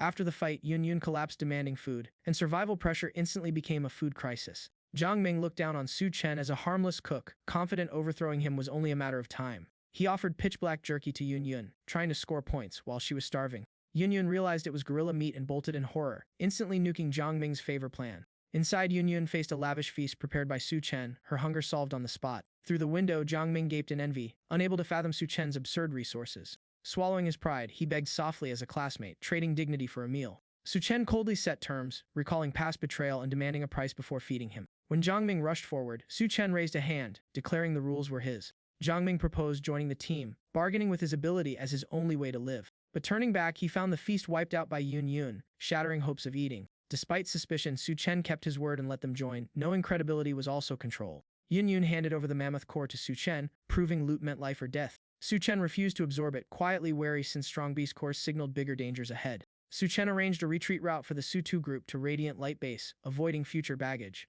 A rush farewell unfolded in the freezing snow, everyone forced to choose their own survival path. The truck sped into the snowy night, the new team officially setting off with hidden tensions aboard. Jiang Ming reassured his companions, treating the risk of tagging along as the price for protection. In his mind, a plot formed to seize the two beauties and kick Su Chen out of the game. Elsewhere, a stranger struck brutally, killing a self-proclaimed mutant leader in one blow. Tang Huang arrogantly announced his new status, a major threat quietly rising. Tang Huang pointed at his underlings, forcing the nearest one out to establish authority with violence. He bit the poor soul's ear and roared who the real king was, dragging primal fear into the open. Tang Huang declared the old leader dead and crowned himself king, allowing zero resistance. Faced with bloodshed, the underlings trembled but bowed to survive. The crowd knelt chanting praises, Tang Huang's rule cemented by collective terror. News of a challenger outside instantly provoked the freshly built order. Tang Huang raged, seeing the provocation as a death wish. Outside, Jiang Ming advanced with a heavy gun, knowing two men couldn't crack the settlement. He admitted it was a test, using danger to prove his worth to Su Chen. Zhang Ming comforted himself that Su Chen's weapon made the gamble worthwhile. The settlement gates opened as Zhang Ming roared confidently, trusting his firepower to flatten all. Tang Huang appeared and was immediately shot, ambushed before his subordinates. The earth-shaking explosion plunged the battlefield into chaos, hatred instantly maxed out. Tang Huang survived and went berserk, ordering a full hunt for the provocateurs. From afar, Su Chen watched coldly, realizing these brothers lured monsters better than expected. Su Chen decided to keep the Taodi tribe, treating them as tools for later plans. He produced the slain city lord's head, stunning Yun Yun since the man still wasn't released. Su Chen forced the city lord into a final task, trading his despair for profit. Millions of centipedes poured from a deep pit, a new threat revealed exactly as Su Chen planned. Duanya tried controlling the swarm, shifting colors showing control tipping towards Su Chen's side. Tang Huang dreamed of ruling the Taodi tribe, seeing enemy annihilation as a matter of time. Enraged and wounded, he ordered all forces to tear apart the offenders. The Taodi tribe surged out like a shattered nest, the hunt officially beginning. Zhang Ming and his brother fled in panic, realizing they'd been tossed into a death den. Just as escape seemed possible, two massive figures blocked the way, sealing their fate. Two Taodi brutes closed in, viewing the brothers as food that dared offend their king. The brothers trembled in terror, knowing there was no escape and death was imminent. Hearing the Taodi discuss carving them up, both turned pale, realizing they were tonight's ingredients. A vicious blade slashed down as a desperate scream rang out, death almost touching skin. At the life-or-death instant, the blade froze midair and the situation flipped instantly. The Taodi panicked, seeing worms crawl over their comrades' faces, an alien horror beyond sense. The controlled ones turned on their own, slaughtering allies and plunging the tribe into chaos. A pink worm flood surged like a natural disaster, erasing the Taodi without leaving bones. Tang Huang watched the swarm rush in at insane speed, survival instincts screaming warnings. He threw his subordinates into the worm sea to escape, cruelty laid bare. Seeing them vaporize instantly, Tang Huang fled in terror, fear overwhelming him. On the battlefield, Duanya's voice rang out, calling the two corpses to stand up. She coldly asked how long they planned to play dead, stating the danger was under control. Before them, the Taodi turned away, all attention drawn to Su Chen. Su Chen smiled and praised Duanya, a simple line affirming her key role. Duanya reported her control limits, proving this power could flip the battlefield. Under mental domination, the Taodi knelt in mass, their lives seized away. From afar, Tang Huang ground his teeth in hatred, recognizing the one who once humiliated him. He sneered that humans couldn't control Taodi forever, deepening the blood feud. In another tribe, young women were locked in iron cages, treated as spoils of war. They were dragged before the king, despair in their eyes amid killing intent. One girl was brutally abused by the king, exposing his savage nature. Bored, he tossed her to his men, turning violence into tribal entertainment. Another girl wailed in despair, begging helplessly before the throne. The king laughed viciously, seeing humans as mere food, tragedy peaking. A blade at her throat sent her into panic, death pressure crushing all witnesses. Without warning, the target's neck was snapped, brutality shattering everyone's nerves. Jaya Samao appeared to seize leadership, using bloodshed to force the gang into hunting. Outside the cave, Duanya doubted the location, knowing a mistake meant walking into death. Refusing delay, she ordered the insects released, choosing a frontal strike to flush them out. Her power erupted as the swarm stormed in, blasting the cave to clear ambushes. The empty cave made Duanya uneasy. It meant a carefully set trap. Laughter echoed from above as Jia Sanmao revealed himself, proving it was a waiting snare. Above, Taodi fully surrounded them, tightening the formation and cornering Su Chen's team. Su Chen calmly realized they were trapped. If the enemy showed up, it meant advantage. Jia Sanmao recounted old grudges in his plan to dominate tribes, vowing to wipe Su Chen out. With a kill order, all Taodi charged down like a burst nest, massacre commencing. Su Chen sneered, since gathering them together just made cleanup easier. Jia Sanmao suddenly struck from behind Duanya, terrifying speed forcing a lethal defense. Facing a killing blow, Duanya activated her defensive ability just in time. Jia Sanmao exposed her control role, pressure crashing down as her shield cracked. As the blade was about to fall, a hand appeared and stopped it as if unreal. Su Chen appeared to shield Duanya, coldly stating Jia Sanmao wasn't qualified to touch his people. Jia Sanmao vanished and reappeared by conscious Taodi, shifting targets to flip the fight. He pointed at Su Chen and ordered a siege, aiming to drown the biggest threat in numbers. Yun Yun enraged and grew massive, her pressure exploding and sending Taodi fleeing in fear. A meteor-like throw detonated the battlefield, mocking the absolute power gap. Two Taodi factions clashed violently, chaos tilting advantage to the humans. Surrounded, Su Chen stayed calm, never viewing them as real threats. He charged straight in, each punch crushing foes, pure violence tearing open the encirclement. Amid chaos, Su Chen worried most about Duanya facing the deadliest enemy. He immediately called Huang Jin, the only card fast enough to save her. Su Chen hurled Huang Jin to protect Duanya, forcing it to act under a life-or-death command. Sanmao closed in on Duanya with greedy eyes, craving her insect control ability. A killing slash fell, tearing her armor apart. He clearly meant to end her instantly. Sanmao's grin froze when things didn't go as planned. Huang Jin took the slash for Duanya, shocking Sanmao with its sudden appearance. Huang Jin countered hard, blasting Sanmao away and forcing a retreat. Not giving an inch, Huang Jin went all out, transforming into a colossal super beast. A finishing blow smashed San Mao into the ground, flipping the situation instantly. Huang Jin moved to crush his head, sensing this threat couldn't be spared. Duanya stopped it, choosing to keep San Mao as cannon fodder. Killing him now was wasteful. She sent insects straight into San Mao's mouth, forcing invasive control. San Mao blacked out briefly, overtaken by mutated insects and seemingly subdued. His devouring ability suddenly erupted violently, signaling extreme danger. Su Chen sensed trouble. San Mao wasn't suppressed but consuming the insects to grow stronger. Amid explosions and dust, San Mao reappeared, evolved aura and killing intent skyrocketing. Duanya realized in horror had leveled up by devouring, now at least tier 3 toddy man. Xiao Mini suddenly warned that the female corpse king was awakening, worsening everything. San Mao laughed madly, now capable of controlling the insect swarm in reverse. He spat out thousands of insects, aiming to turn Su Chen's group into puppets. Su Chen urgently called Duanya. One slow beat and the whole team would be eaten alive. San Mao froze as Su Chen's group vanished, his control plan failing completely. The next instant, Su Chen burst in head-on, choosing direct confrontation to break the deadlock. San Mao scoffed, convinced a tier 2 human couldn't threaten him. Before he could react, Su Chen's punch twisted his face and sent blood spraying. The weak tier 2 strength blasted him kilometers away, regret hitting San Mao too late. Su Chen looked up and taunted. Tier 2 was more than enough to smash anything blocking him. Dookie rushed in support, using poison to clear insects before Su Chen got worn down. Xiao Mini anxiously warned San Mao was flying toward the female corpse king, risking an alliance. San Mao crashed onto the shore in misery, taking a long time to stagger back up. Suddenly the sea froze outward, a bizarre omen of something terrifying emerging. Amid the blizzard, a figure walked out from the ice sea, slow yet suffocatingly oppressive. It was the female corpse king, ruler of the corpse tide, silencing the battlefield with pressure alone. Tens of thousands of corpse soldiers surged from the sea, their scale terrifying San Mao. The corpse army thundered forward, a mad onslaught to crush all life. San Mao desperately transformed and charged in, trying to carve a bloody path. The female corpse king merely raised a hand, releasing soul-freezing cold. In an instant, San Mao was torn in two, killed as easily as crushing a bug. The female corpse king coldly called out the one hiding, openly confronting Su Chen's group. Her ice strike shattered midair, proving Su Chen had been fully exposed. Duanya trembled, confirming she was a tier 4 corpse king, the pressure choking her. Su Chen insisted on fighting now. If her army finished assembling, humanity was doomed. Duanya restrained two cowards trying to flee, forcing them to accept there was no retreat. She summoned all Taudi, weapons ready on rooftops, formally setting the battlefield. The female corpse king mocked them on sight, seeing only insects before her. From the deep sea, countless giant tentacles rose, heralding more heightier monsters. Super lobsters and colossal octopi appeared on her command, opening a new catastrophe. Yun stared excitedly at the sea monsters, already planning how to cook them. Her body swelled violently as she prepared to face the deep-sea beasts head-on. A brutal melee erupted like a naval battlefield, pressure exploding with no retreat left. 500 Taudi charged together, survival driving the clash into full-scale slaughter. Su Chen split the formation, leaving the battlefield to his team, while he went to deal with the most dangerous female corpse king himself. Su Chen blinked in like lightning, charging the battlefield core, knowing hesitation meant being crushed. One sword cleared a path, corpse troops wiped in batches, forcing the female corpse king to face him. Xiao Mini made a risky call, asking Su Chen to heavily injure the corpse king so she could attempt mental interference. The female corpse king was startled by his aggression, yet mocked it as arrogant suicide. She countered instantly with an icy palm, unleashing a lethal strike to end his gamble. Su Chen barely dodged by a hair, fully aware one mistake meant death. He knew he was only peak tier 2, the power gap making every move a wager. But the temptation of subduing a tier 4 corpse king was too great, forcing him to risk everything. The clash became unavoidable. Retreat now meant losing all initiative. The female corpse king's eyes gleamed with delight, spotting prey daring to challenge absolute authority. Su Chen erupted with killing intent, pushing forward since hesitation would only hasten death. The corpse king coldly mocked him, crushing morale before killing with raw power. She flaunted remote corpse control, proving armies were meaningless before her authority. Her taunts aimed to bait Su Chen into mistakes, turning pride into a death sentence on the frozen sea. Provoked, Su Chen chose head-on assault, knowing only close combat could break her dominance.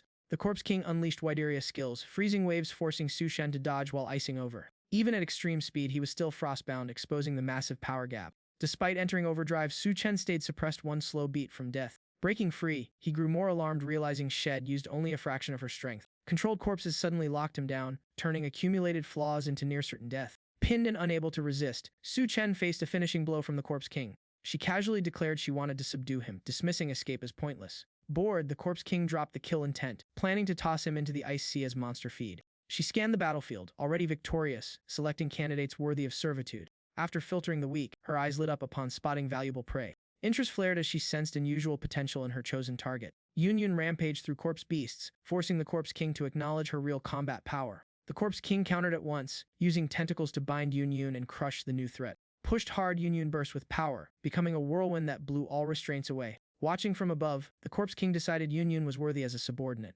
Suddenly the sea exploded violently, signaling outside interference. Su Chen reappeared in full force after a burst, shaking battlefield morale. Seeing Su Chen grow stronger mid-fight, the Corpse King felt intrigue mixed with doubt. Su Chen replied with icy killing intent, declaring only combat would decide strength. The Corpse King sneered, treating his resistance as a buff dance struggle. Ignoring the mockery, Su Chen charged first, forcing offense to break suppression. The Corpse King countered, summoning dozens of ice spears to seal all his paths. A world-shaking explosion followed as freezing energy swallowed the area. The ultimate skill Ice Frozen Firmament activated, sealing the battlefield in massive ice blocks. Su Chen was trapped in an ice cage as the Corpse King closed in, declaring the gap undeniable. Seeing this, Duanya panicked, fearing Su Chen could hold on. Remembering his orders, she forced calm, only enough cores could save him. Numbers kept dropping, delay meant total burial on this battlefield. While moving, Duanya was targeted by a corpse fiend and attacked. She struck decisively, beheading it and claiming her first core. Before breathing, she was seized by a giant towdy-corpsed beast, turning the tide lethal. Elsewhere, Yun snapped, twisting apart a zombie lobster to break pressure.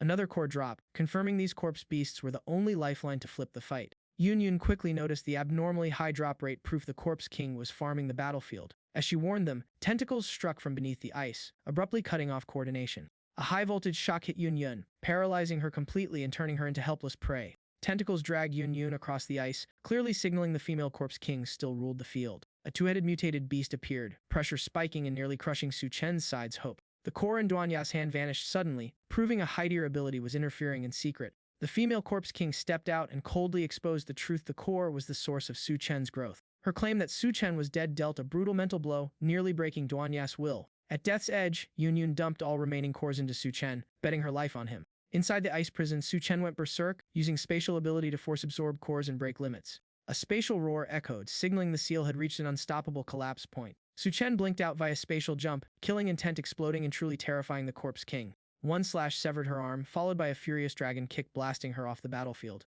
The violent blast tore open the ice sea, instantly flipping the battle in Su Chen's favor. A flying dagger pierced a Towdy's skull, saving Duanya at the brink of death. Su Chen cleared nearby corpse fiends, Tier 3 aura erupting and silencing the field. He coldly took command, ordering Duanya to rescue Yun, immediately, no mistakes allowed. Duanya, Huangjin, and Duki rushed together, racing time to reclaim Yun. The female Corpse King shrieked madly as her arm regenerated, killing intent, exploding at the reversal. Su Chen deployed spatial gates, standing still before the attack storm with absolute confidence. Every strike she launched vanished into space, attacks deleted on arrival. Invisible spatial gates surrounded her, instincts screaming that death was near. Her own techniques rebounded from space, ice spears striking back and panicking her for the first time. At that moment, the controlled San Mao appeared behind her, ordered to deal with Su Chen. Given the command, San Mao suddenly turned his blade, forced by control to stab the Corpse King instead. Behind the betrayal stood Duanya, activating dormant brainworms to make San Mao the killing blow. Enraged, the Corpse King triggered her passive, spraying hundreds of ice arrows wildly in retaliation. San Mao was blasted full of holes, while the Corpse King collapsed, hit by a fatal strike.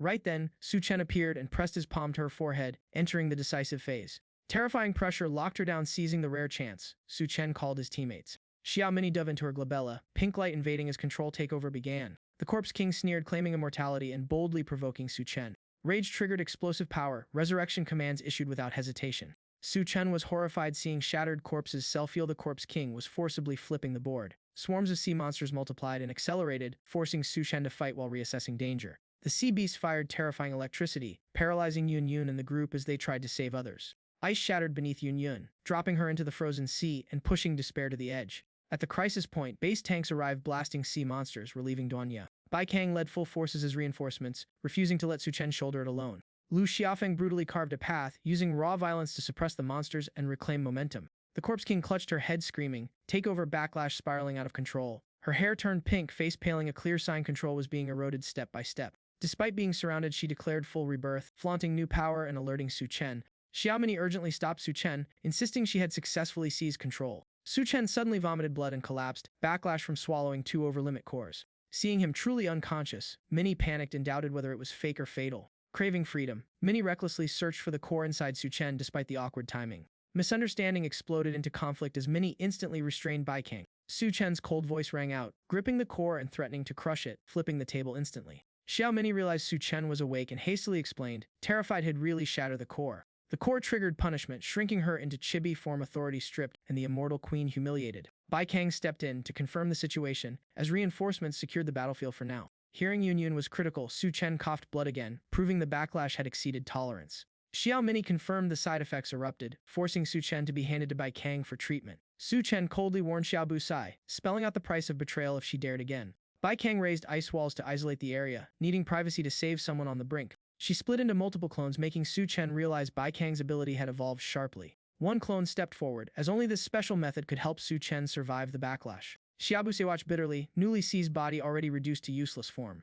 Meanwhile, Duanya risked her life trying to save Yun Yun trapped at the sea bottom. The ice surface shook violently as Xiao Mini panicked. The entire ice sheet was lifted skyward. Yun Yun's killing intent erupted from the deep sea, her auto-control power shocking everyone. She stared coldly at the sea beasts, rage long past rational limits. Yun Yun hurled a massive ice slab. Su Shen and Xiao Mini included, forcing the sea beasts into death. The throw caused a heaven-shaking shockwave, sweeping the battlefield indiscriminately. Su Chen blocked in time, but Bai Kang's clones were completely vaporized. He ordered an immediate retreat, as the environmental disaster exceeded control. Yun Yun's heavy body dragged her down, triggering a colossal tsunami that erased the ice surface. Exhausted, she sank toward the deep sea, yet one figure followed without hesitation. Duanya realized in shock it was Su Shen diving down to save Yun Yun. Su Chen confirmed Yun Yun was critically injured, forcing the team to seek leveling up to save her. Elsewhere, San Mao gathered corpse fiends, using the queen's name to incite them. The aberrant corpses believed the queen would return, morale manipulated for another riot. Human forces rushed to build defenses, knowing the corpse tide wasn't truly over. Yun Yun lost her extreme breakthrough state, all old plans failed, and Tier 2 ascension became mandatory.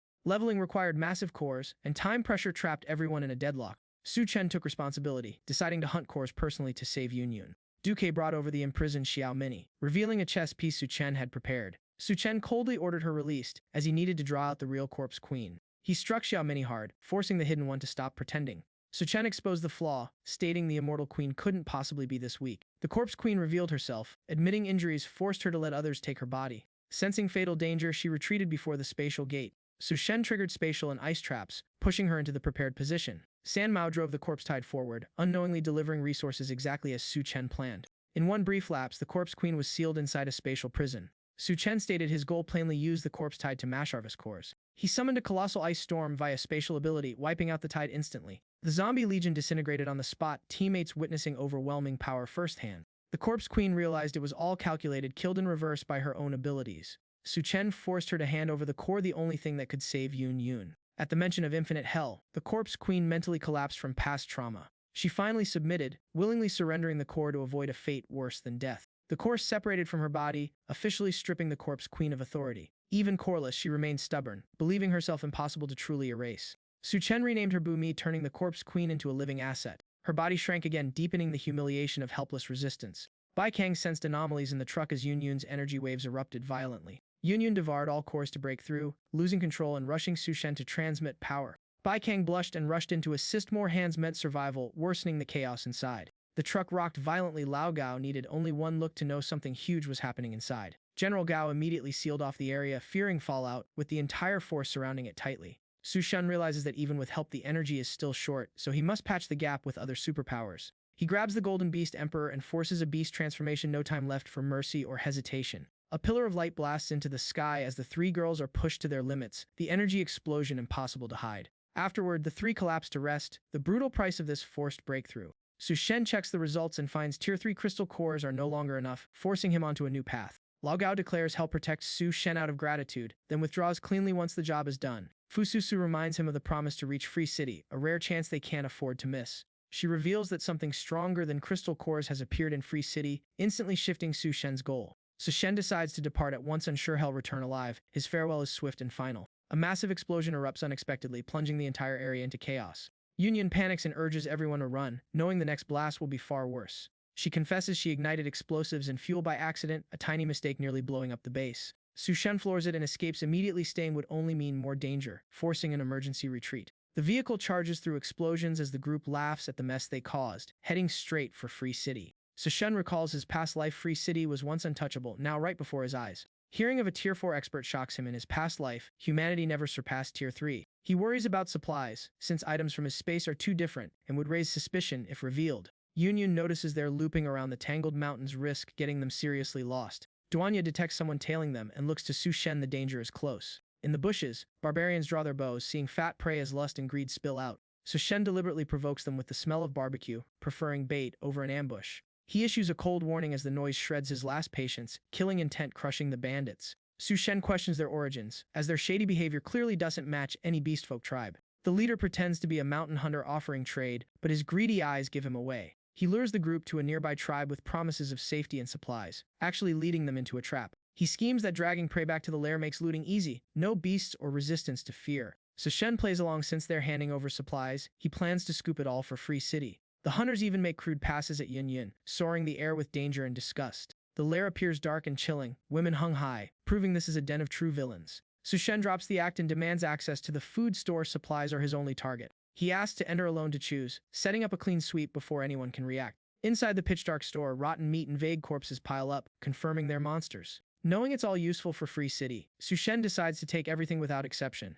Outside, the stench is overwhelming. Yun Yun pinches her nose, wary of what they call food. A bald dog flaunts a bloodied mutated pig head, his vile words nearly pushing Yun Yun over the edge. Realizing they've been outplayed, the hunters instantly surround them, revealing their brutal bandit nature. The bald dog even dares to tease Yun Yun, snapping the rage she's been suppressing. Yun Yun activates her shapeshift ability, her fist enlarging as she refuses to endure any longer. One punch crashes down, the storehouse explodes, overwhelming power proving she's a true superpowered fighter. The hunters go pale, realizing they've provoked a group they can't afford to touch. Su Shen stops Yun Yun in time. It's not yet the moment to spark a major disaster on a long journey. To their trembling pleas, Su Shen answers with a cold smile. There's no reason left to show mercy. The hunters swallow their rage, watching the prey leave with both pride and supplies stripped bare. Soon after, they find the store completely empty and finally grasp they've been cleaned out. The boss halts pursuit, knowing a spatial ability makes the prey irresistible to every power around. He chooses to spread the news. Whoever claims them first gets the entire invisible stockpile. Meanwhile, Su Shen's group continues onward, unaware that many dangers await ahead.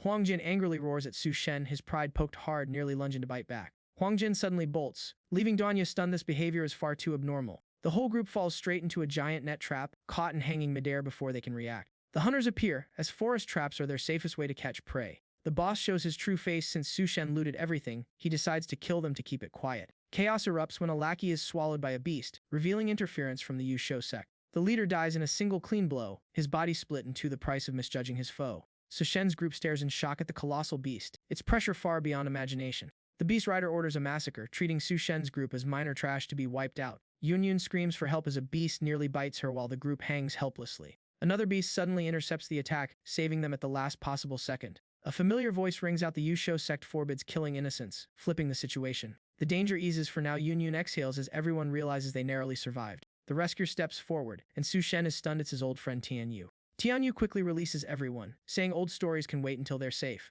Tianyu recounts being hunted by the Beastfolk tribe, losing comrades and surviving by sheer luck. Hearing they seek Free City, Tianyu suggests visiting the Yusho sect first. Elsewhere, the shrunken immortal queen angrily tracks Su Shen, refusing to let him go. The corpse queen is ambushed by a mysterious figure, fleeing in panic and planning future disaster. Tianyu warns of lynx hunters who litter the forest with traps. Danger is everywhere. Yun Yun admires Tianyu after learning he reached Tier 2 by eating a rare spirit fruit. Tianyu explains the fruit is insanely rare and deadly, nearly killing him from energy overload. Rumors say Free City has a spirit fruit tree that keeps bearing fruit, worth far more than crystal cores. But supplies alone can't grant entry. Special missions are mandatory to get inside the city. The group arrives at the Yusho sect base, where the sect master wants to meet Su Shen, marking a turning point. Su Shen studies Tianyu's mount and realizes he's highly favored by the sect master, his status far higher than expected. The camp atmosphere calms as they're offered local delicacies, but the girls instantly refuse mutated rat meat. A rogue youth makes crude remarks, deliberately insulting and provoking Su Shen, clearly picking a fight. Seeing his team insulted, Su Shen steps up and questions him coldly, forcing a price to be paid. Without giving him time to react, Su Shen strikes cleanly, severing the thug's arm outright.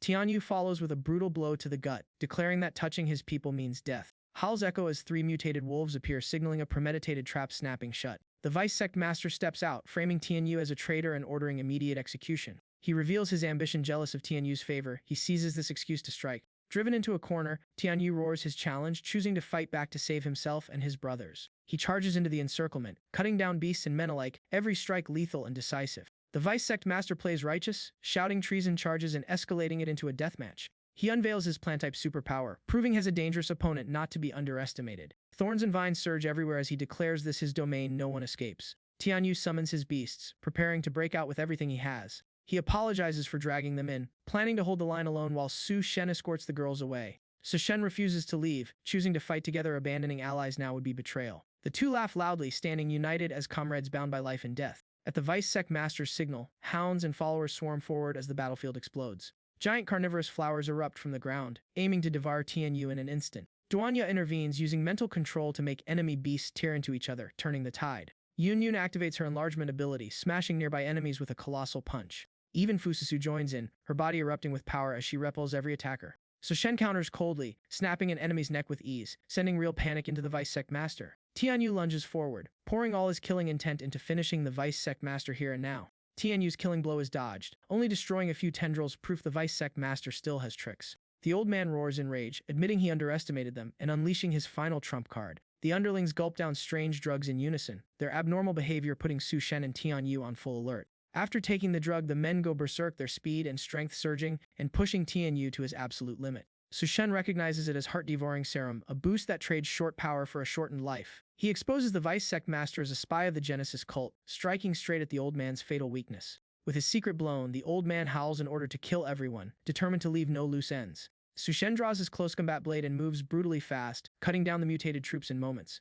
The tide turns as the Vice Sect Master is badly wounded, groveling in panic and begging for his life. At that instant, a gigantic mutated crane descends from the sky, its presence crushing the battlefield. Tianyu beams with joy, realizing the Sect Master has returned and the life-or-death balance has flipped. Tianyu accuses the Vice Sect Master of being a Genesis cult spy, while the old man hastily plays innocent. The Vice Sect Master tries to deflect blame, framing Tianyu as colluding with outsiders to save himself. The Sect Master coldly dismisses it, stating she saw through Ruan Minghai's true nature long ago. Before he can beg, the Vice Sect Master is killed on the spot by a single decisive move. The Sect Master states bluntly that the man rose only by his ability, dreamed of seizing power, and deserved death. Seizing the moment, Su Shen asks about the path into Free City, shifting focus to the next goal. The Sect Master agrees to help but stresses the mission is extremely dangerous and not for the unqualified. She sets a simple yet ruthless condition to defeat her, and approval is granted. Everyone is stunned when the Sect Master removes her armor, revealing a powerful woman radiating pressure. Su Shen and Tianyu realize the Sect Master is Tianyu's elder sister, a long-hidden secret.